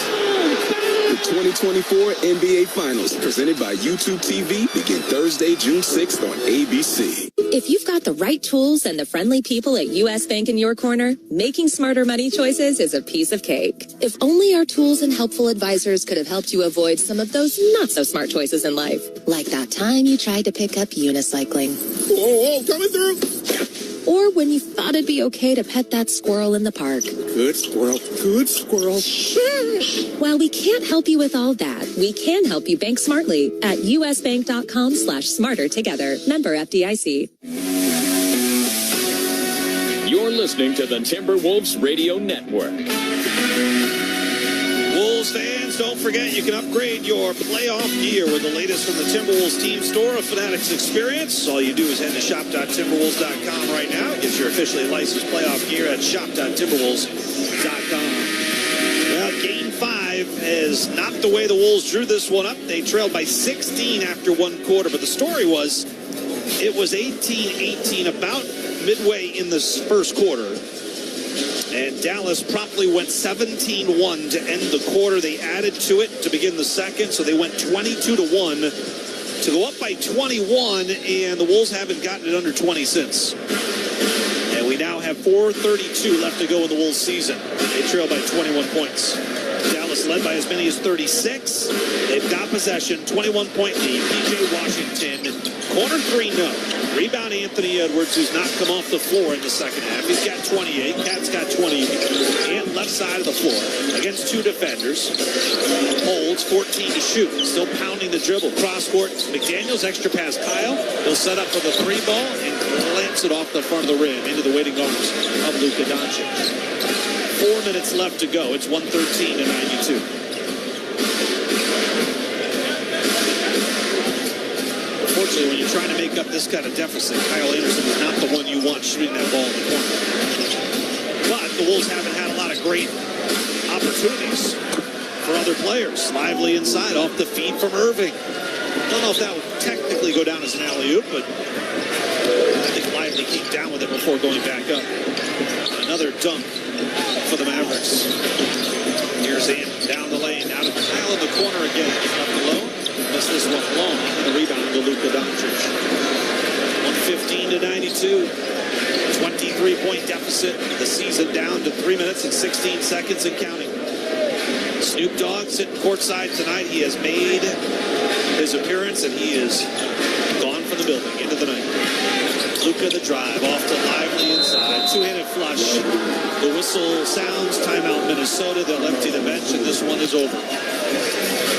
117-92. It's a 25-point Dallas lead. They're going to win this series 4-1, and they're going to advance to the NBA Finals to take on the Boston Celtics. And I tell you what, Jim Peterson, I really felt over the first three games, I couldn't imagine a team beating Luka and Kyrie when they're playing that way. Then I saw Game 4, and I kind of shifted my thoughts that maybe there was some... I think you're going to have a hard time doing. But now the way they played in Game 5, I'm back on. I don't think anybody's slowing down this duo. I think you're going to have a hard time doing to Luka and Kyrie what Minnesota did in Game 4 for four games. Not when they're playing like this. I mean, when they're playing 40-plus minutes a night and Luka's making so many right decisions. The only thing is that I think that for Jaylen Brown and Jason Tatum, those two have the ability to get 30 and 40 each themselves. So then it comes down to the role players. And so, I don't know, man. Gafford and Lively are two X factors. And Porzingis can't play. I mean, those two give you such a punch on both ends of the floor. The shot blocking on the defensive end and the offensive rebounding and pick and roll game with Luka and Kyrie. I mean, they're just, you have to pick your poison on them. It doesn't matter what you choose. And then they've got enough shooting around with the others on their team. I mean, between P.J. Washington, who shot it great since he's been in a Dallas Mavericks uniform, and Derrick Jones Jr., they've got tough five. Their bench is a little shaky, though. They don't have a lot of of depth. Boston doesn't either, though. Yeah, that's true. And the health of Kristaps Porzingis, I think, might be everything for as far as Boston is concerned. So the Wolves have emptied the bench here. J-Mac is out there. Wendell Moore Jr., Luka Garza, Josh Minot, and Leonard Miller. Josh Green's got it for Dallas to the corner, and former Timberwolf A.J. Lawson misses the three. Thinking that we're going to get a Luka Doncic or Luka Garza 3 here at some point. Minot lobs it to Garza inside. The layup is up and drops in for Luka Garza. Or a layup. One of the two. I mean, this guy, all he does is work with this scout team, right? All the scout team players from Minnesota, fantastic. Jaden Hardy out there works on McLaughlin, drives in, got the layup. I'll tell you what, Jaden Hardy's filled a nice role for them too. Yes. I mean, he's the one guy besides Kyrie and Luka on the backcourt that can create something. I don't think it's something you'll rely on for the entire or a good chunk of the game, but for possession, especially when Luka's out or Kyrie's out, to have that extra option. Hardy played well. I'm a little surprised they've given up on Tim Hardaway Jr. as much as he's helped them over the years. They just punted on that dude. Fades on the free throw line. Jumper hits it. 121.94. Just playing out the string here in the final 1 minute 34 seconds. Luka Garza handoff to J-Mac. The elbow back out to Luka. Luka will start to back down Dante Exum pivots. And now the one-footed follow-up. Got it. 121.96. I think it's going to be a heck of an NBA Finals. Yeah, Dallas is really playing well. And if anybody who thinks that they would have walked over Dallas, I know some Denver people were saying, hey, I think this is just a bad matchup for Minnesota, that we would have beaten Dallas. I don't think so. I think Dallas is for real. They deserve to be going to the NBA Finals, and I think they've got a great chance. And I might even pick them over Boston. That Dallas bench right now is very celebratory. Sean Sweeney hugging Kyrie Irving, Sean Sweeney, Minnesota Zones from St. Paul, Great Durham Hall. Yeah. St. Thomas, too. So you're happy for that kid because he's really paid his dues. He's going to be a head coach in this league as well. Dante Exum off the Dwight Powell screen. The lob back to Powell. He could still get up, Jim. Tore his Achilles a couple of years ago. He's kind of been replaced by Lively and Gafford. But Dwight Powell, he was the original partner with Luka when they got to the Western Conference Finals 2 years ago. Wendell Moore, a little fade baseline right from 10. 123 to 100. 40 seconds left to go in this Western Conference Finals. On the run, it's A.J. Lawson down the lane. Got spun around. He tried to throw it towards the rim, but he got spun around so much, didn't know where the rim was, and almost injured a fan in the third row. Free throws coming up. Let's see, A.J. Lawson was in camp, not this preseason, but last preseason. I think A.J. was with us a couple of times. I think we cut him, then brought him back. Yes, yeah. One last time, free chicken. Come on, A.J., for your former team. Oh, he says, shh, puts his finger up to the lips. Incredibly disappointing. I thought A.J. was different. I thought he's not a giver. Doesn't care much for the Minnesota fan base. Oh, Wendell, they give you the three right side. Speaking of players on the roster, I happened to look at the Timberwolves stats from this season. I realized, did you remember the Justin Jackson era? This year, 2 games this season. I remember when he was with us. I didn't realize he got into short period of time. I don't even know if he filled a roster spot, 2-way, 10-day. It was a 10-day. It was a 10-day, trust me. My goodness. Shot clock expires, so the Timberwolves will have to inbound with 5 seconds left. J-Mac will pass it in. The Timberwolves, Wendell Moore Jr. is going to fire on a 3. It's off the back iron at the buzzer, and that'll do it. The Dallas Mavericks, for the 3rd time in franchise history, are going to the NBA Finals. They've defeated the Timberwolves 4-1. They win Game 5 here at Target Center, 124-103, behind 72 points combined between Kyrie Irving and Luka Doncic. They split it right down the middle, 36 apiece. 124-103. 2 teams embrace at midcourt. They're lined up for handshakes and hugs. And the crowd that is left here, let's go Wolves chants here from the crowd, Jim. It's been a magical season. It's disappointing to see it end in this fashion. But what a run to be one of 3 teams standing in the league. Yeah, I just think that you've done a great job here now. I mean, obviously, Minnesota's kind of refashioned the culture here. It starts with Chris Finch, and obviously, Tim Conley's come in and done a great job picking up for Gerson Rosas. And, you know, Gerson did a lot of great things before he left, but Tim Conley's done a great job. And then their relationship with the business side, too, is something that we haven't had, Alan. You've been here for a long time. I've been here 26 years. Minnesota's whole organization has never been this united and stacked. Yeah. And then you've got this young roster, too, these young players that are so dynamic. The fan base should be energized. It's been a great season for Minnesota Timberwolves. And it can't be understated, because when you have everyone pulling together, you can do great things. The minute that other people feel disconnected or are not pulling in the same direction, you've lost the battle. Because guess what? There's another team or 2 or 10 that are pulling all in the same direction. And you will never beat those teams. The coaching staff is... And Corliss Williamson has been a really nice addition this year, along with James White. There have been some great additions, but the staff has been very, very dynamic and together since Finch has been here. And then, you know, Tim and his staff, all of the people in the front office, it's a joy to be around these people each and every day. They do a great job. Final score here in Game 5. Dallas defeats Minnesota 124-103 to win the series 4-1. They're on to the NBA Finals. We're on to the post-game show next. Chris Finch, players approaching the podium. We'll have it all for you. That's coming up on the Minnesota Timberwolves Radio Network. You are our local businesses. You are our community partners, our neighbors, families, and friends. You represent the American dream and uphold the spirit in which it was created. Since 1904,